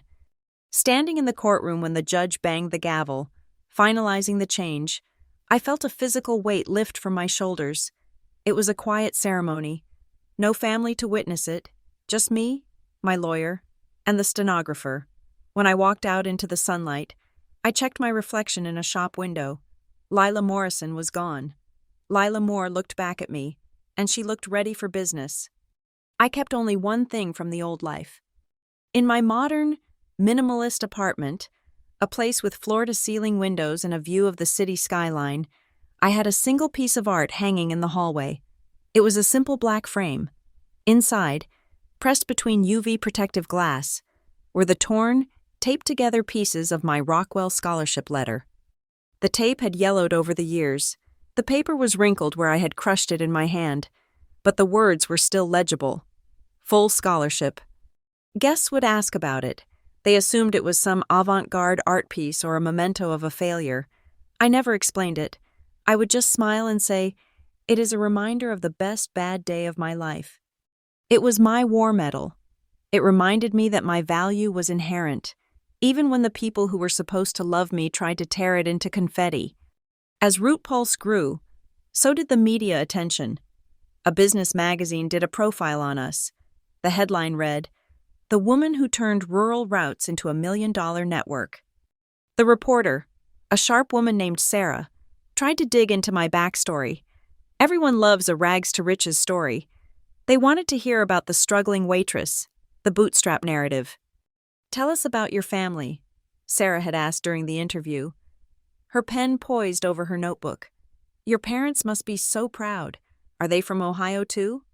I leaned back in my chair, my face an impassive mask. "My family is not part of this story," I said calmly. "My professional life is my own. I prefer to keep my private life closed." "But surely," she pressed. "The chapter is closed. Sarah." I said it with a finality that made her cap her pen. The article came out focusing solely on the algorithms and the efficiency metrics. That was exactly how I wanted it. I did not want Vanessa reading a magazine in a salon in Maple Ridge and claiming credit for my success. I did not want Mark to think he had a daughter to be proud of. To them. I wanted to remain the girl who vanished. But success creates a surplus, and I knew I had to put that surplus somewhere. I could not just hoard it. I remembered the feeling of sitting on that bus, staring at my reflection, wishing I had a way out sooner. I established a small, private fund. I called it the Junction Project. It was anonymous. I ran it through a trust, so my name was never attached to the checks. The mission was specific and surgical. We partnered with women's shelters in 3 counties to provide immediate, no-questions-asked transportation funding. If a woman needed a bus ticket to get 3 states away, we paid for it. If she needed her car repaired so she could sleep in it or drive to a job interview, we paid the mechanic directly. If she needed a taxi at 3 a.m. to leave a house before an abuser woke up, we had an account with the cab company. I did not want to build shelters or run therapy groups. I was not equipped for that. I was an operations architect. I solved logistics problems. And for these women, the problem was friction. The friction of distance, of cost, of broken engines. I removed the friction so they could move. Every month, I reviewed the reports. Recipient A, bus ticket to Chicago. Recipient B, radiator repair. Recipient C, gas card for cross-country relocation. I never met them. I never asked for thank you notes. Seeing the data was enough. It was the only time I allowed myself to feel a connection to the past, transforming my own escape into a repeatable process for others. Despite my discipline, I was human, and being human meant having a morbid curiosity about the wreckage you left behind. Every few months, usually late at night when the city lights were blurring outside my window, I would open an incognito browser tab. My fingers would hover over the keys before typing the words, Morrison Family, Maple Ridge. It was a form of pain shopping, I suppose, or maybe it was just a way to measure the distance. I saw their digital footprint. Vanessa was active on Facebook, posting photos of charity galas and garden club luncheons. She looked older, her smile a little tighter, the makeup a little heavier. Mark was rarely in the photos, and when he was, he looked like a prop, grayer, thinner, fading into the background. Kayla was the most active. She was still trying to be an influencer. Though her engagement numbers were pathetic, I saw photos of her at local events, captioning everything with frantic positivity. Blessed family, first living, my best life. I looked at their faces and waited for the anger to rise. I waited for the heat, the shame, the fear, but there was nothing. Just a cold, clinical observation. They looked like strangers. They looked like characters in a low-budget movie I had watched a long time ago and barely remembered. I did not hate them anymore. Hate implies passion. Hate implies that they still had power over me. I felt nothing but a distant, mild pity. They were stuck in that house, stuck in their lies, stuck in Maple Ridge. I was miles away, in every sense of the word. Then came the night in November when the pattern broke. I was sipping tea, scrolling through the local Maple Ridge news site. A habit I told myself was for market research on rural trends. A headline caught my eye. Local businessman Edward Morrison donates new wing to community center. My breath hitched. Edward, my grandfather. I had never met him. He had been a myth in our house, a formidable figure that Vanessa feared and my father cowered before. He lived in a sprawling estate on the outskirts of town, estranged from my father for reasons that were never fully explained to me, though Vanessa hinted it was because Mark was too soft. I clicked on the article. There was a photo. It was taken at a ribbon-cutting ceremony. In the center of the frame, surrounded by smiling city council members, was an old man in a wheelchair. He looked frail. His face was sagging on the left side, the unmistakable droop of a stroke survivor. His hands were gripping the armrests of the chair with white-knuckled intensity, but his eyes, one slightly clouded, the other sharp and piercing, were looking straight at the camera. I zoomed in on the photo. Behind him, in the background of the shot, stood a man I recognized as his personal attorney. And next to the attorney, looking uncomfortable and out of place, were Mark and Vanessa. They were not standing next to Edward. They were relegated to the second row, like eager fans trying to get close to a celebrity. I read the text. Edward Morrison, founder of Morrison Manufacturing, made a rare public appearance today following a mild stroke earlier this year. I sat back, my heart beating a strange, erratic rhythm against my ribs. A stroke. And then, a memory flashed in my mind. The camera. The blinking red light in the kitchen. Vanessa had said Edward paid for the security system to protect his investment. I closed my eyes and visualized the angle. The camera above the fridge. The camera in the hallway. The camera on the porch. If Edward Morrison was the one who paid for the system, did he have access to the feed? The thought was a lightning bolt. I had always assumed the footage lived on a hard drive in the house or in the cloud account Vanessa controlled. I assumed Kayla's phone video was the only copy that mattered. But Edward was a businessman.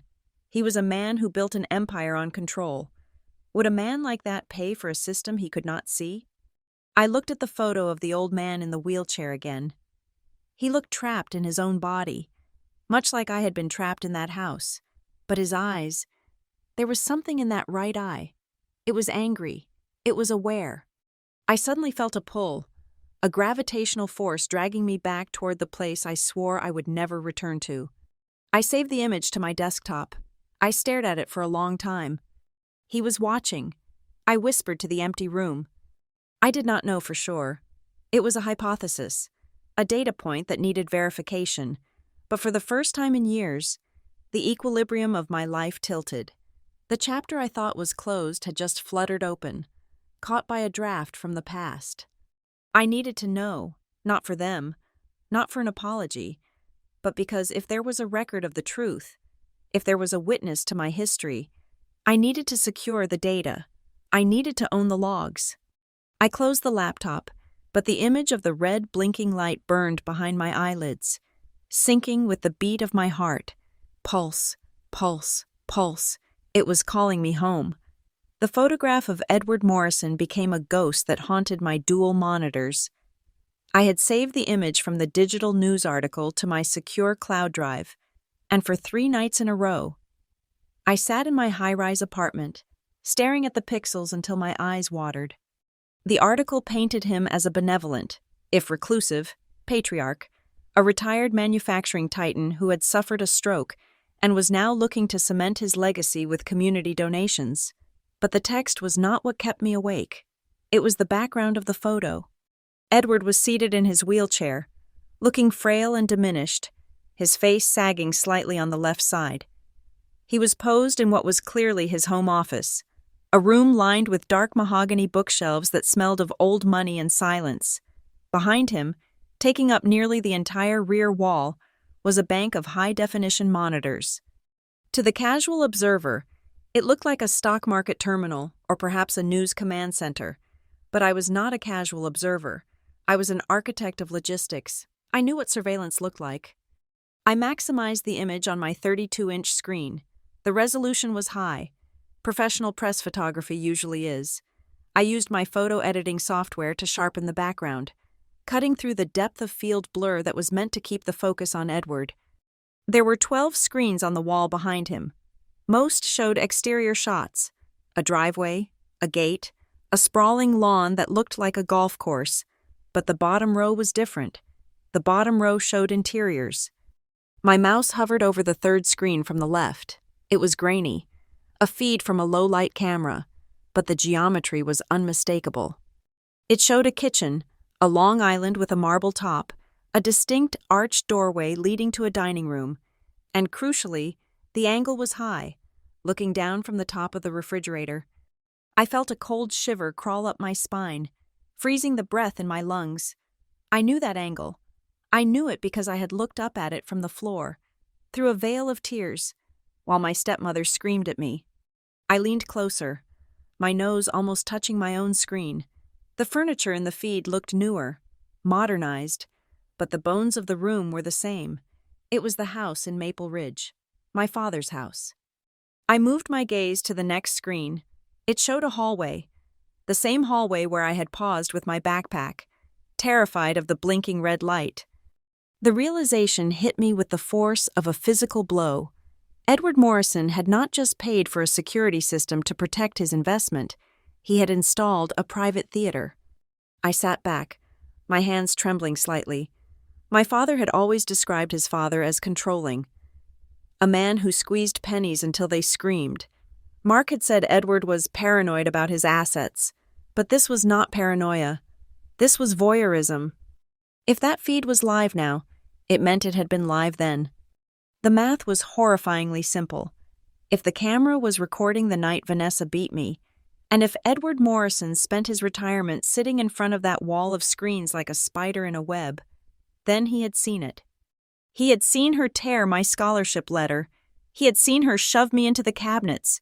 He had seen Kayla laughing and filming. And he had done nothing. There was no phone call, no police car pulling into the driveway, no lawyer showing up to advocate for his granddaughter. There was only silence. He had watched my trauma as if it were a television drama, and when the scene ended, he had presumably just changed the channel. The anger that rose in me was different from the cold fury I felt toward Vanessa. This was a deep, nauseating sense of violation. It was one thing to be abused.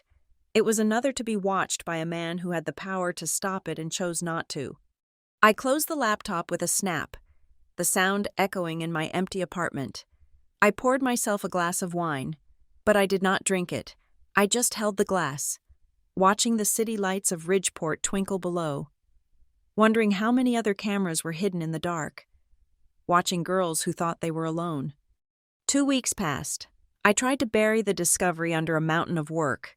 We were expanding Root Pulse into 3 new states, and I had meetings with investors from Chicago and New York. I wore my tailored suits, I gave my presentations, and I optimized supply chains with my usual ruthless efficiency. But the ghost of Edward Morrison sat in the corner of every boardroom. Then came the email. It arrived on a Tuesday morning, flagged as high priority. The sender was Legal Department at a domain ending in @morrisonfields.com. Subject: Notice of Estate Planning Retreat. Attendance requested. I opened it, my heart hammering a frantic rhythm against my ribs. It was formal, cold, and heavy with legal jargon. Dear Miss Morrison, we are writing to you on behalf of our client, Mr. Edward Morrison. Due to recent health complications, Mr. Morrison is expediting the restructuring of his estate and family trust. You are listed as a beneficiary with potential rights to the estate. Mr. Morrison has requested a mandatory family retreat to discuss the future of the Morrison assets and to disclose the terms of his final will and testament. The retreat will take place at the Morrison Estate in Maple Ridge, Ohio, commencing on Friday, the 14th of November. Travel and accommodation will be arranged by the firm. Please confirm your attendance by the 5th of November. Failure to attend may result in the forfeiture of claim. Sincerely, Helen Ward, Senior Partner. I stared at the screen. Ms. Morrison. The name felt like an old, ill-fitting coat I had thrown away years ago. They did not know I was Lila Moore. They did not know I was a director of operations. To them, I was still the runaway grandniece, probably working a minimum wage job somewhere, desperate for a handout. My finger hovered over the delete key. I could erase it. I could block the sender. I had enough money. My equity in Root Pulse was vesting. I was on track to be a millionaire in my own right within 2 years. I did not need Edward's money. I certainly did not need his retreat. Going back meant seeing them. It meant seeing Vanessa, who would undoubtedly be there, preening and posturing. It meant seeing Mark, the father who let me disappear. It meant seeing Kayla, the cousin who had turned my pain into content. I dragged the mouse toward the trash icon. But then, the image of the wall of screens flashed in my mind. If I deleted the email, I would never know. I would spend the rest of my life wondering if the old man in the wheelchair had enjoyed the show.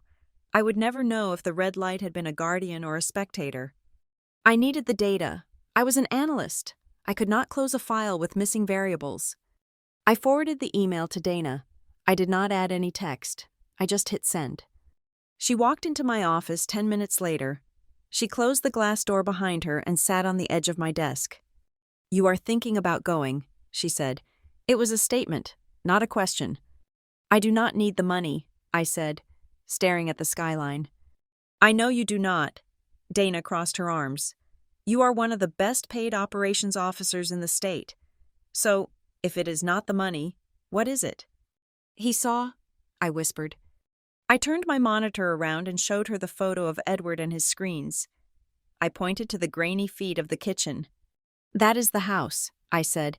"That is where it happened. He has a direct feed. He has probably had it for 10 years. Dana looked at the photo, her expression hardening. She leaned in, studying the pixelated image. "You think he watched that night?" "I do not know," I said, "but if he did, I need to know why he let me walk to a bus station in the middle of the night with a black eye and a backpack." Dana stood up and walked to the window. She looked out at the traffic below, the moving parts of the city we helped control. "Lila," she said softly, "you do not owe those people anything. You do not owe them your time, your forgiveness, or your presence. They lost the right to claim you the night you left." "I know," I said. "But," she continued, turning back to me, "you might owe yourself the truth. You have built an entire life on clarity, on seeing the whole picture. This is a blind spot, and I know you. You cannot stand blind spots." She was right. It wasn't about family reunion. It was about root cause analysis. I needed to find the source of the failure in the system that was my childhood. I looked at the email again. "If you go," Dana said, her voice sharp and professional, "do not go as Lila Morrison. Do not go as the victim. You go as Lila Moore. You go as the woman who built Root Pulse. You walk into that house like you own the mortgage, not like you are asking for a room." I nodded slowly. The decision clicked into place like a gear engaging. "I am not letting them arrange my travel," I said. "Good." Dana smiled, "because that would be tacky." I replied to the lawyer that afternoon. I signed the email Lila Moore. I stated clearly that I would be attending, but that I required no assistance with travel or accommodation. I booked a flight to Cleveland for the morning of the 14th. Then, I called a private car service, not a taxi, not a rideshare. I hired a high-end service that provided armored sedans for visiting dignitaries. "I want a black Mercedes." I told the dispatcher, "tinted windows, and I want the driver to wait for me at the property. I might not stay the night." The cost was astronomical, nearly $2,000 for the weekend booking. But I gave them my credit card number without blinking. It was an investment in psychological warfare. I spent the next week preparing. I did not pack jeans or hoodies. I packed silk blouses, tailored trousers, and a pair of Italian leather heels that clicked with authority on marble floors. I packed my laptop, my encrypted hard drives, and a portable Wi-Fi hotspot because I refused to rely on their network. I treated the trip like a hostile takeover. I researched the law firm, Morrison and Fields. I looked up the property records of the estate. I found out that Edward's net worth was estimated at $60 million, but his liquidity was low. He was asset-rich and cash-poor. When the day came, I sat in the back of the black sedan as it wound its way through the country roads of Ohio. The trees were bare, stripped by November winds, and the sky was the color of a bruise. We passed the turnoff for my father's subdivision.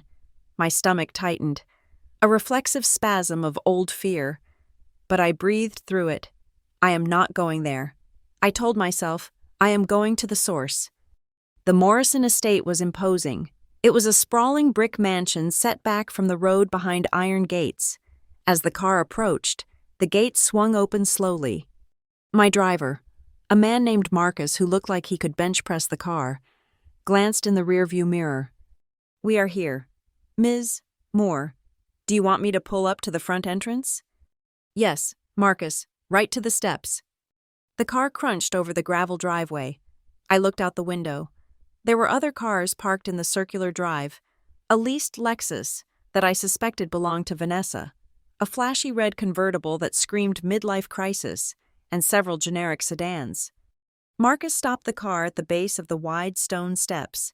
He got out and opened my door. I stepped out into the chill air. I smoothed the front of my emerald green coat. It was cashmere, soft and incredibly warm. I adjusted my bag on my shoulder. I looked up at the house. It was designed to intimidate. Columns, stone lions, dark windows. I saw the camera immediately. It was mounted above the massive oak double doors, its red eye unblinking. I looked straight into the lens. I did not look down. I did not hide. I held the gaze of the machine, channeling every ounce of the cold, hard power I had cultivated in the boardrooms of Ridgeport. "Hello, grandfather," I thought. I hope the resolution is good enough to see that I am not broken. I walked up the steps, my heels ringing out like a countdown. I was walking back into the lion's den, but this time, I wasn't the prey, I was the hunter, and I was coming for the truth. Marcus brought the black sedan to a halt at the base of the stone steps with a smoothness that suggested the car was gliding on oil rather than asphalt. I waited for a beat. In my old life, I would have scrambled out, eager to be helpful, eager to minimize my presence. Today, I waited for Marcus to walk around the vehicle and open the door for me. It was not arrogance, it was calibration. I was setting the tempo before I even played the first note. I stepped out into the biting November air. I was wearing a dress of deep emerald wool, high-necked and long-sleeved, tailored to fit with architectural precision. It was expensive, but it did not scream money. It whispered it. My hair was pulled back into a severe, elegant knot, exposing my face completely. I wore no jewelry except for a thin platinum watch on my left wrist. I looked like exactly what I was, a woman who managed high-risk variables for a living. The front doors of the Morrison estate were thrown open, spilling warm, golden light onto the portico. I could hear the hum of conversation drifting out, the clinking of glass, the low murmur of a crowd. It sounded like a cocktail party. It sounded like a celebration. I walked up the steps, my heels clicking a sharp, rhythmic cadence on the stone. I felt the camera above the door tracking me, its invisible beam scanning the top of my head, and I offered it a mental salute. I am here, I thought. Let the record show I walked in through the front door this time. Inside, the grand foyer was suffocating. It was filled with people, cousins, second cousins, aunts by marriage, business associates I vaguely recognized from the local paper. The air smelled of heavy perfume, expensive scotch, and the distinct metallic scent of greed. Everyone was overdressed. The women were in cocktail dresses with sequins and lace. The men were in suits that looked a little too shiny. They were dressed for a gala, for a reading of a will that they hoped would be a lottery win. They were vultures in silk, circling a man who was not even dead yet. I moved to the registration table set up near the coat check. A young woman with a tablet was standing there, looking harried. She looked to be about 22, fresh out of college, wearing a headset and trying to manage the chaos. "Name?" she asked, not looking up, her finger hovering over the screen. "Lila Moore," I said. My voice was low, but it cut through the noise. She tapped on the screen, then frowned. "I do not have a Moore on the guest list. I have a Morrison." "Lila Morrison?" I took a pen from the cup on the table and picked up a blank name tag. "It is Moore," I said, writing the name in sharp, capitalized block letters, and underneath, I wrote, Root Pulse Logistics. I peeled the backing off and pressed the tag onto the wool of my dress. The assistant looked at the tag, and then her eyes snapped up to my face. Her mouth opened slightly. "Root Pulse?" she stammered. "Wait, I just read about you. You are the one who did the interview on the supply chain crisis in the Midwest, the TechCrunch article?" I offered her a polite, distant smile. "That is correct." "Oh my God," she whispered, her professional demeanor cracking. "My brother drives for a fleet that uses your software. He says it changed his life. I did not know you were related to the Morrisons." "I am here as an observer," I said, effectively ending the conversation. I turned away from the table and walked into the main hall. The noise was louder here. I scanned the room, cataloging faces like data points. I saw her almost immediately. Kayla was standing near the fireplace, holding a glass of champagne in one hand and her phone in the other. She was wearing a red dress that was too tight and too bright for a family retreat, the kind of outfit designed to grab attention in a thumbnail image. She was laughing loudly, throwing her head back in a performance of joy that felt manic. She was surrounded by 3 younger cousins who looked at her with a mix of adoration and boredom. "I am telling you," she was saying, her voice carrying over the crowd. "The engagement on my last reel was insane. I am basically managing the family brand at this point. When Grandpa passes the torch, someone needs to be ready to modernize the image." She lifted her phone, angling for a selfie with the group. I walked straight toward her. I did not hurry. I moved with the inevitability of a glacier. As I approached, the crowd parted slightly, instinctively making way for someone who walked with purpose.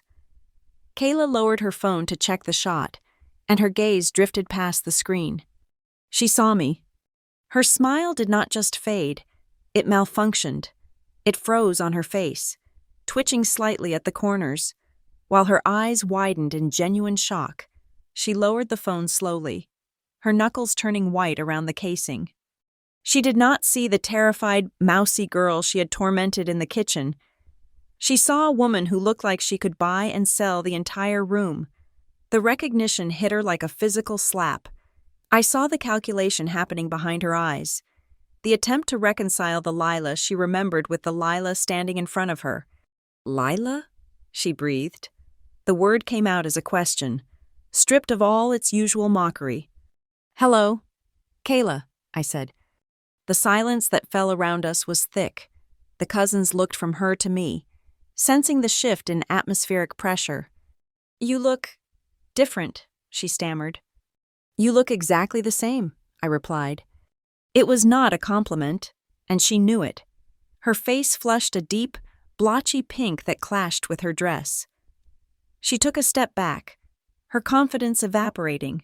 For years, she had held on to the image of me as her victim, her content, her leverage. Now, faced with the reality, she looked suddenly small. She looked like a high school bully who had peaked at 17. Before she could recover, a hand touched my elbow. I did not flinch, though every nerve in my body went on high alert. "Lila," a voice cooed. I turned to see Vanessa. She was wearing a silver gown that was aggressively elegant. Her hair was lighter than I remembered, sprayed into a helmet of perfection. Her makeup was flawless, hiding the fine lines around her eyes, but it could not hide the tension in her jaw. She was smiling, but it was the smile of a predator assessing a threat. "We were not sure you would come," she said, her voice dripping with artificial sweetness. "It has been so long, too long, really." She leaned in for a hug. I did not step back, but I did not lean in. I stood rigid, like a statue, forcing her to embrace the air around me. She pulled back quickly, sensing the rejection, and smoothed her dress. "Well," she said, laughing nervously for the benefit of the onlookers, "we all needed time, didn't we? It was a difficult period for everyone. We thought it was best to let you find your own way. We knew you wanted to be independent." I watched her rewrite history in real time. It was fascinating, in a grotesque way. She was painting my escape as a mutual decision, my trauma as a gap year. "Is that what we are calling it?" I asked, my voice level. "Independence?" Vanessa's eyes flashed with a warning, but her smile never wavered. "Mark is dying to see you," she said, pivoting the conversation. "Mark, come here." My father emerged from the crowd behind her. If Vanessa looked preserved, Mark looked eroded. He was thinner than I remembered, his suit hanging loosely on his frame. His hair was entirely white now, and his posture was stooped. He held a drink in his hand. The ice cubes melted down to nothing. He looked at me, and his eyes filled with water. For a second, I thought he might rush forward. I thought he might finally be the father who protected me. "Lila," he croaked, "you came." I waited. I waited for him to say he was sorry. I waited for him to ask how I had survived. But his eyes darted to Vanessa. He looked at her silver dress, her rigid smile, and he seemed to shrink. "You look well," he said softly, very professional. "Thank you." "Mark," I said. I did not call him Dad. I could not. The word tasted like ash. He flinched at the use of his first name. He looked down at his shoes, swirling his watered-down scotch. He was a man who had made his choice a decade ago, choosing the path of least resistance, and now he was drowning in it. Vanessa looped her arm through his, staking her claim. "We are just so proud of you," she lied, her voice rising so the nearby guests could hear. "We saw the article about your little trucking company. It is amazing what you can do when you have the right motivation. We always knew tough love was what you needed to blossom." Tough love. The audacity of the phrase almost made me laugh. Kayla had recovered her composure by now. She saw that the world had not ended, that no one was screaming yet. She stepped forward, sensing an opportunity to regain control. "Come on, Lila," she said, her voice dropping to a conspiratorial whisper. "Let's get a drink. We have so much to catch up on. Cousin talk." She reached out and grabbed my hand. Her palm was damp. She pulled me away from the group, toward a quiet alcove near the library entrance. I let her, curious to see what card she thought she had left to play. When we were out of earshot of Vanessa, Kayla's face changed. The smile vanished, replaced by a desperate, hungry look. "Okay, seriously," she hissed, leaning in close. "You look expensive. That dress is, what, $2,000? You clearly landed on your feet." "I work hard, Kayla." Right, she said, waving her hand dismissively. "Look, I know things were intense when you left. We were kids. It was drama. But we are adults now. What do you want, Kayla?" She looked around to make sure no one was listening, then lowered her voice further. "I still have the videos," she said. I stared at her. "The videos?" "From that night," she whispered, a hint of a smirk returning to her lips, "and the others. The ones of you screaming about your scholarship. The ones where you look, well, you know, unstable." She let the threat hang in the air. She honestly thought that a video of me crying as a teenager was a weapon she could use against the woman I had become. She thought she could blackmail a director of operations with a high school meltdown. "I am just saying," she continued, her voice taking on a wheedling, sweet tone. "Grandpa Edward is worth millions, and nobody knows who is getting what. Vanessa thinks she has it in the bag, but Grandpa has been weird lately. If we stick together, if we present a united front, we could ensure we both get a slice." She winked. "I keep the videos in the vault. You back me up when the lawyers start talking. We split the difference. Sisters?" I looked at her, and for the first time, I felt a profound sense of pity. She was 30 years old, and she was still playing high school politics. She was trying to hustle an inheritance because she had built nothing of her own. She thought the video was her leverage, unaware that she was holding a grenade that had already had the pin pulled by someone else. "Kayla," I said softly. "Yeah?" she asked, her eyes lighting up with greed. "I do not care about the money, and I do not care about your videos." Her face fell. "What?" "You are holding on to a ghost," I said. "You think you have power because you documented my pain, but you documented your own cruelty. You should be very careful about who sees those videos." She scoffed. "Please, who is going to care? You are the one crying on the floor." Before I could answer, a door opened down the hall. A woman stepped out. She was in her 60s, wearing a sharp gray suit and glasses that hung on a chain. She had an air of authority that made Vanessa look like an amateur. "Ms. Moore?" she called out. I turned. "Yes?" "I am Helen Ward," she said, walking toward us. "I am Mr. Morrison's personal attorney." Kayla straightened up, putting on her best smile. "Hi, I am Kayla, the granddaughter. I can—" "Ms." Ward ignored her completely. Her eyes were fixed on me. "Mr. Morrison requested to see you immediately upon your arrival. She said to me, before the General Assembly—" Kayla bristled. "Wait, why her? I have been here for 2 hours. Vanessa has been here all day." "Ms." Ward stopped and looked at Kayla over the rim of her glasses. "Because he did not ask for Vanessa, and he certainly did not ask for you." She turned back to me and gestured toward the heavy oak door of the study. "If you would follow me, Ms. Moore, we have a lot to discuss." I looked at Kayla one last time. She looked stunned, fearful, realizing that the hierarchy she believed in was dissolving under her feet. I walked past her. As I reached the door, "Ms." Ward leaned in close to me. "He has been waiting 10 years to meet you," she said quietly. She opened the door, and I stepped into the darkness of the study, leaving the gala and the noise of my past behind me. The heavy oak door clicked shut behind me, sealing out the hum of the party and the clinking of champagne glasses.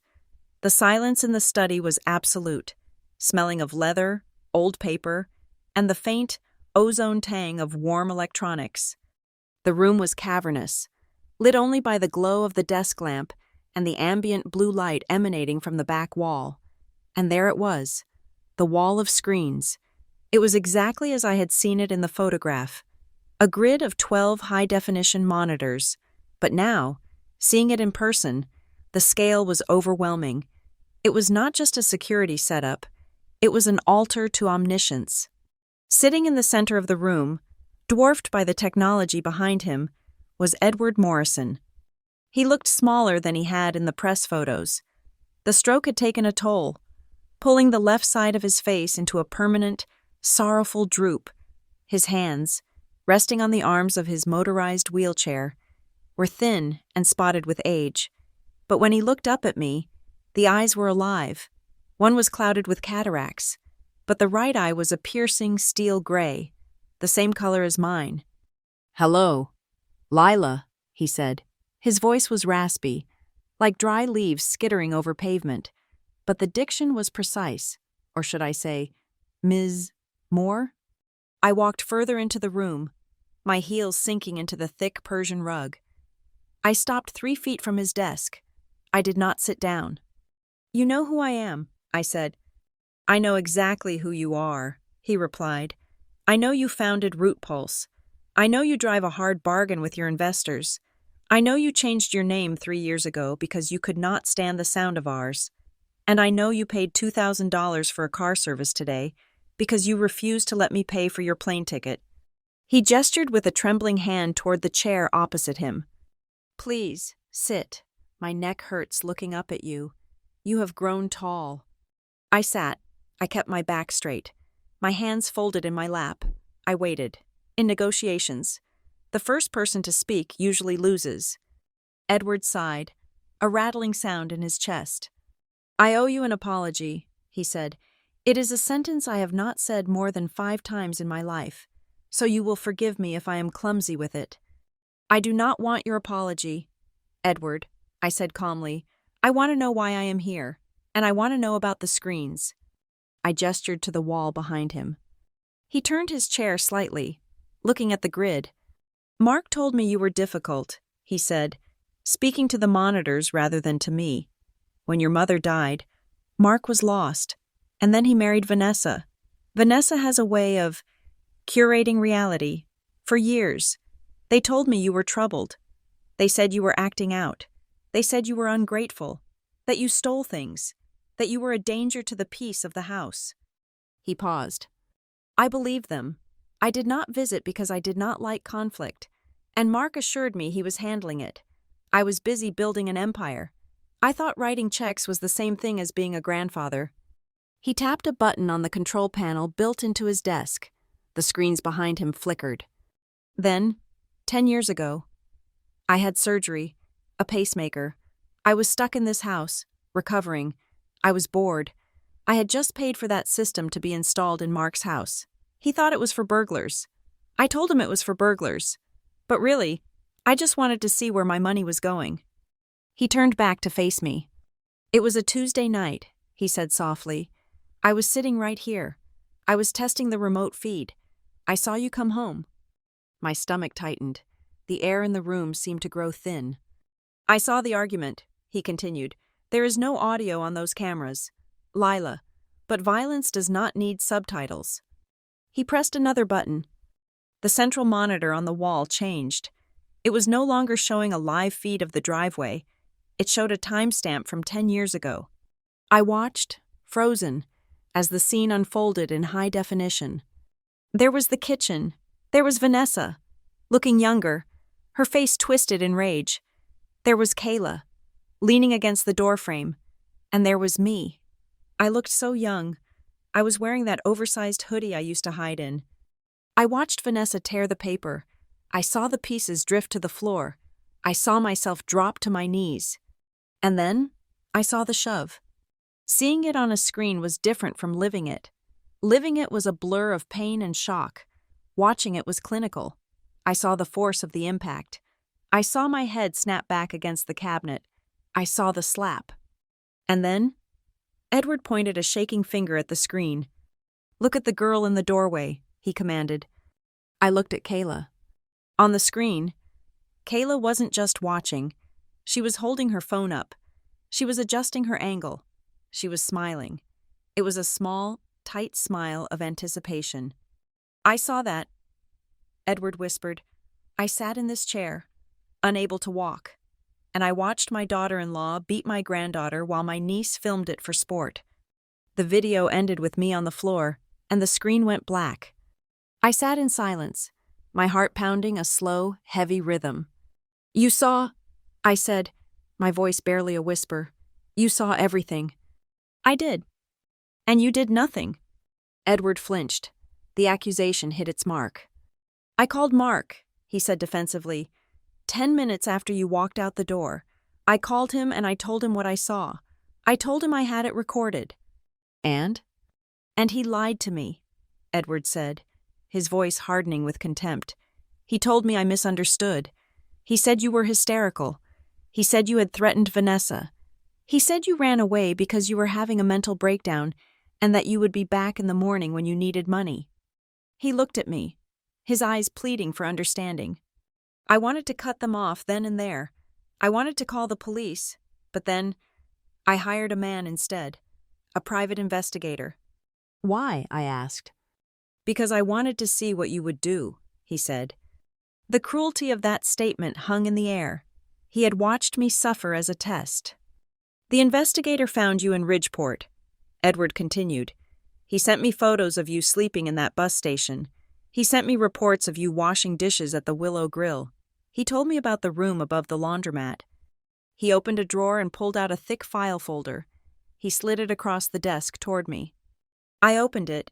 It was a dossier of my life.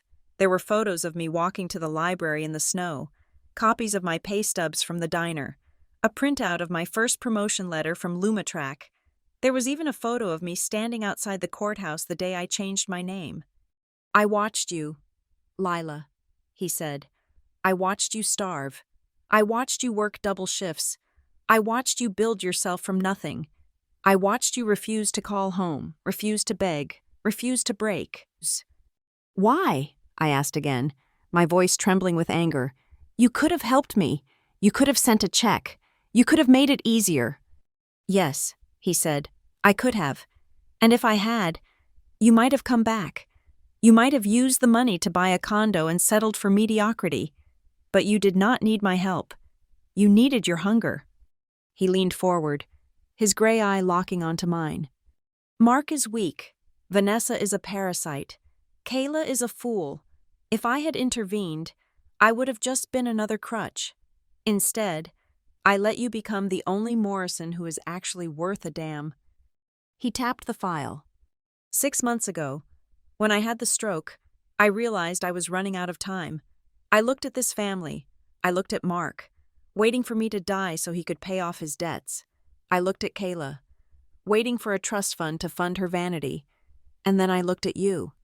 He took a deep breath. I changed my will. Lila. The silence returned, heavier than before. Everything, he said. The manufacturing shares, the real estate portfolio, this house, the liquid assets. It is all in a trust, and the sole trustee is you.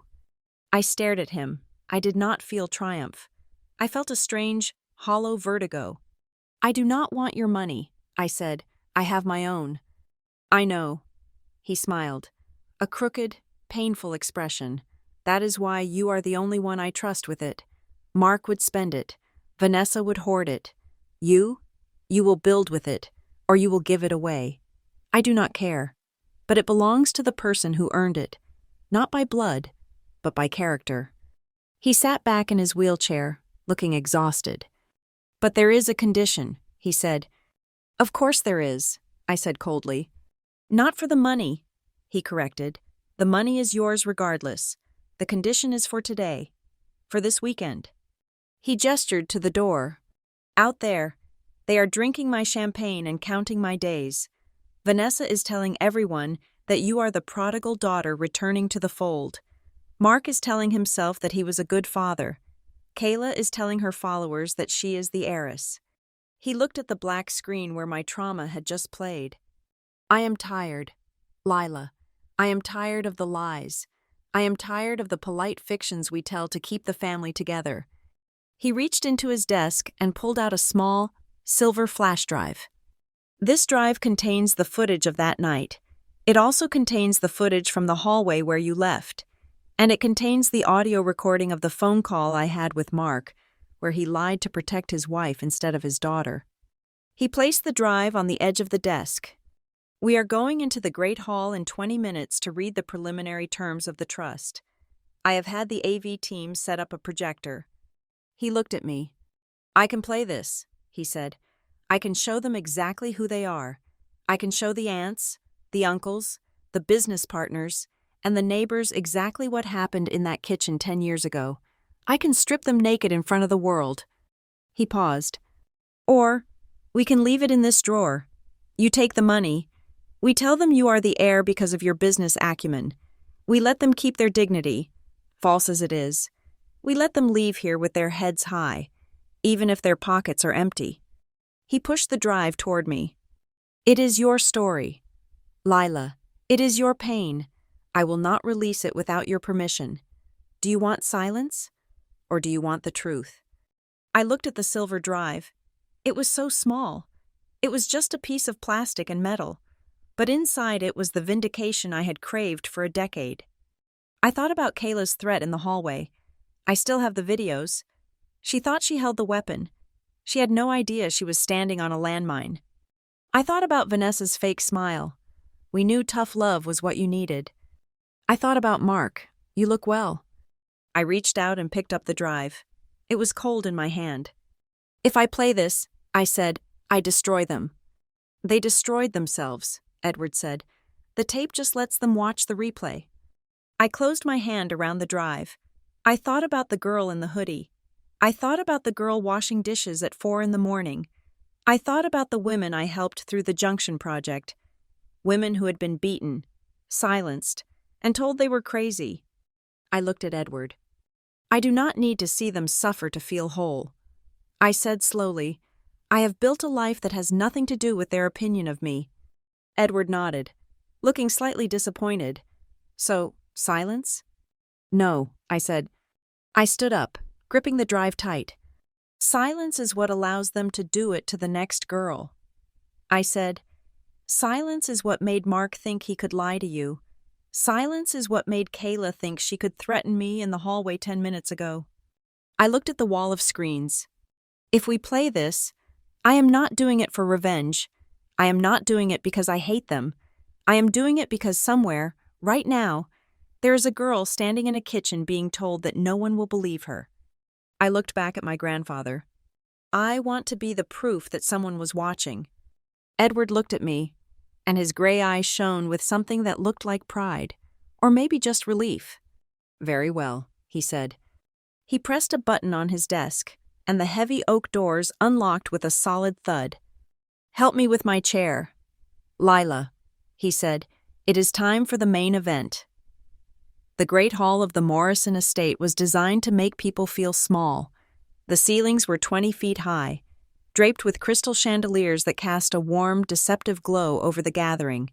There were about 50 people in the room, a collection of distant relatives, business associates, and the inner circle of sharks waiting for blood in the water. Waiters moved silently through the crowd, offering trays of champagne and hors d'oeuvres, while the hum of polite conversation masked the tension that was tightening around the room like a noose. I walked in beside Edward's wheelchair. He insisted I push him. It was a symbolic gesture, a visual declaration of alignment that did not go unnoticed. As we entered, the conversation dipped in volume, then surged back up, frantic and whispered. Eyes darted toward us. I saw Vanessa near the front, her hand gripping Mark's arm so tightly her knuckles were white. Kayla stood beside them, looking pale and uncertain, her earlier confidence in the hallway shattered by the lawyer's summons. We moved to the front of the room, where a small dais had been set up. Helen Ward, the attorney who looked like she carved statutes for fun, stood at the podium. Behind her, a large projection screen had been lowered from the ceiling. Edward signaled for me to stop the chair. He did not speak. He just sat there, his good eye scanning the room, daring anyone to look away. Helen Ward tapped the microphone. The sound echoed sharply, silencing the room instantly. "Good evening, everyone," she said, her voice devoid of warmth. "Mr. Morrison has asked us to gather here not just to discuss the future of the estate, but to acknowledge the past. Before we proceed to the reading of the testamentary changes, Edward has requested that we view a short compilation of family history, a reminder of where we come from." Vanessa let out a breath she had been holding, her shoulders relaxing slightly. She smiled at the woman next to her, a performative, relieved smile. She thought it was going to be a slideshow. She thought it was going to be grainy Super 8 footage of summer picnics and Christmas mornings, a nostalgic montage to soften the blow of whatever financial restructuring was coming. "Please," Helen said, "dim the lights." The chandeliers faded. The room plunged into darkness, save for the bright rectangle of the screen. The video began innocently enough. There were black and white photos of the factory Edward had built in the 70s. There were pictures of Mark as a boy, looking happy and unburdened. There was a wedding photo of Mark and my mother, followed by a picture of me as a baby. Then the music stopped. The screen flickered. The resolution changed. It was no longer a polished slideshow.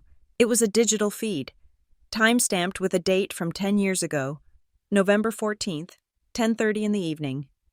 The room was silent, confused.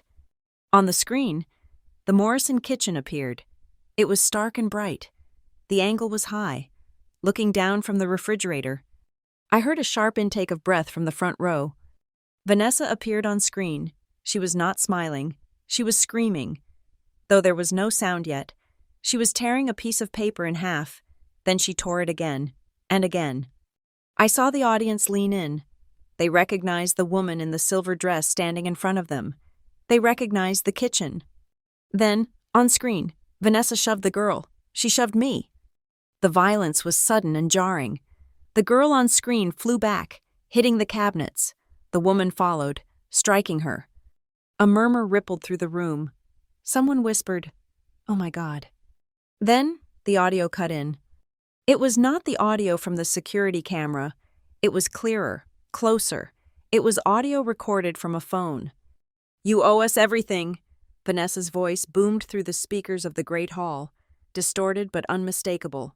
"Ungrateful little brat." The angle on the screen switched. It was no longer the high-security view. It was shaky. It was handheld. It was vertical video, framed for a smartphone screen. We were seeing what Kayla had filmed. The camera zoomed in on my face, swollen and crying. Then it panned to Vanessa, who looked deranged with rage.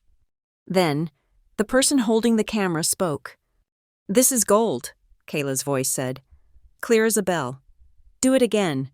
Aunt V, the lighting is perfect." The room erupted. It was not a roar, but a collective gasp of horror. People turned to look at Kayla. She was standing frozen, her hands over her mouth, her eyes wide with terror. She had deleted that video years ago. She did not know that the cloud never forgets, and she certainly did not know that Edward's investigators had subpoenaed her digital archives. On screen, the beating continued. Vanessa grabbed my hair.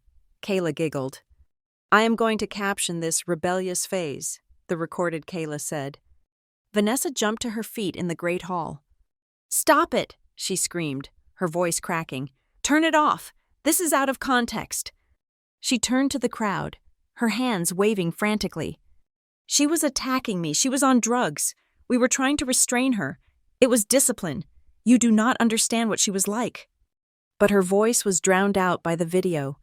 The juxtaposition of her elegant, silver-clad self screaming lies in the present, while her past self beat a cowering child on the screen, was grotesque. The video ended with a shot of me lying on the floor, and Kayla turning the camera on herself to wink. "And cut," the recorded Kayla said. The screen went black. The lights came up slowly. The silence was heavy, suffocating. It was the silence of a courtroom after a guilty verdict. No one looked at Vanessa. No one looked at Kayla. They looked at the floor, or they looked at me. Helen Ward did not give them time to recover. She opened the leather folio on the podium. In light of the documented evidence of abuse, malice, and gross negligence, Helen read, her voice cutting through the air like a scalpel. "Mr. Morrison has amended the terms of his trust." She looked directly at Vanessa. "Vanessa Morrison and Kayla Reynolds are hereby fully disinherited. They are stripped of all claims to the Morrison estate, including any previously promised properties, liquid assets, or stock options." "No!" Vanessa shrieked. "You cannot do that. We are family. Mark, say something." She grabbed Mark's arm, shaking him. Mark looked at his shoes.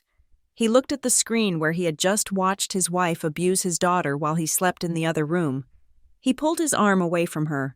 It was a small movement, weak and 10 years too late, but it was final. "Mark Morrison," Helen continued, "will receive a monthly stipend for living expenses, contingent upon his residence in an assisted living facility of the trust's choosing. He will have no access to the principal capital. If he attempts to transfer funds to any disinherited parties, the stipend will be terminated immediately." She turned the page. The entirety of the Morrison estate, including this property, the manufacturing holdings, and the investment portfolio, is transferred into a sole proprietorship trust. The sole trustee and beneficiary is Lila Moore. Heads turned toward me. I stood still, my face impassive.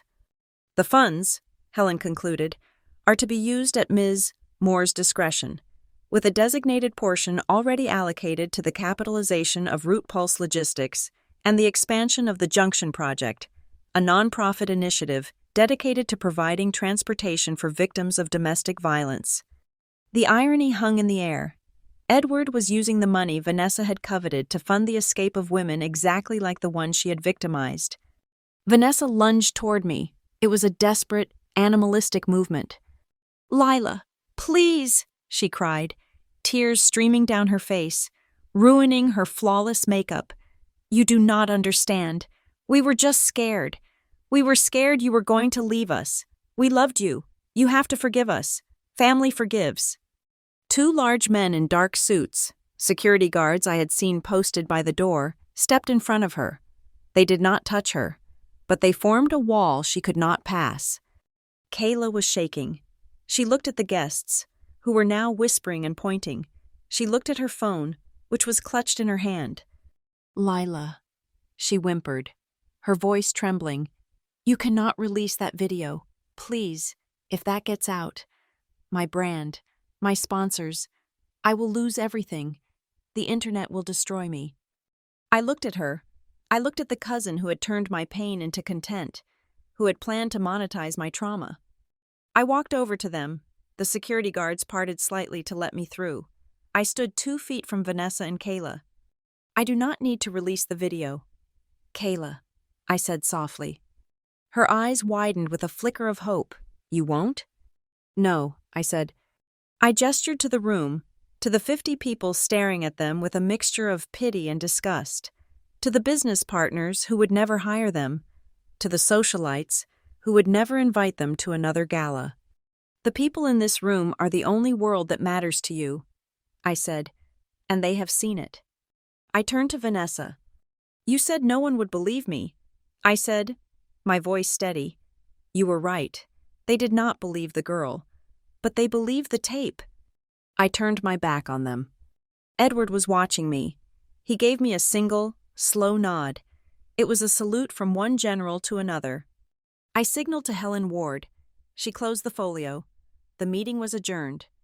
I walked down the center aisle of the great hall. The crowd parted for me like the Red Sea.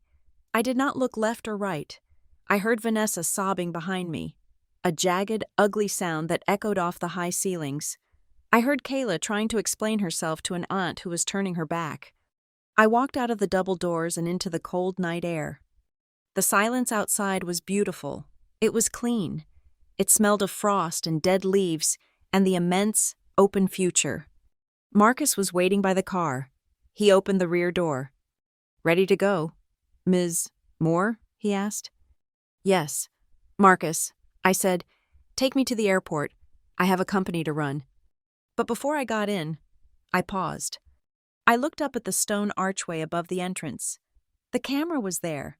The black casing was sleek and unobtrusive, blending into the shadows.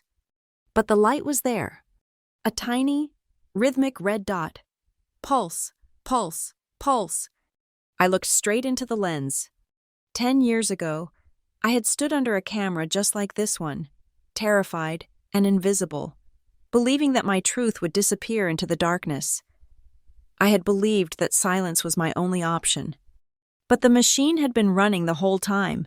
It had been holding my story in its digital memory, waiting for the moment I was strong enough to retrieve it. 10 years ago, they said no one would believe me. I thought, holding the gaze of the lens. Tonight, the camera spoke the truth. I offered the camera a small, genuine smile. Then I turned, stepped into the back of the black sedan, and let the door close with a solid, final thud. As the car pulled away, crunching down the gravel drive, the red light above the door continued to blink, a steady heartbeat in the night, watching over the house that could no longer hurt me. Thank you so much for listening to my story. I would love to hear where you are tuning in from. So please comment your country or city below. And if you enjoyed this journey of justice, make sure to subscribe to Lila Revenge Stories, like this video, and hit that hype button to help more people hear the truth.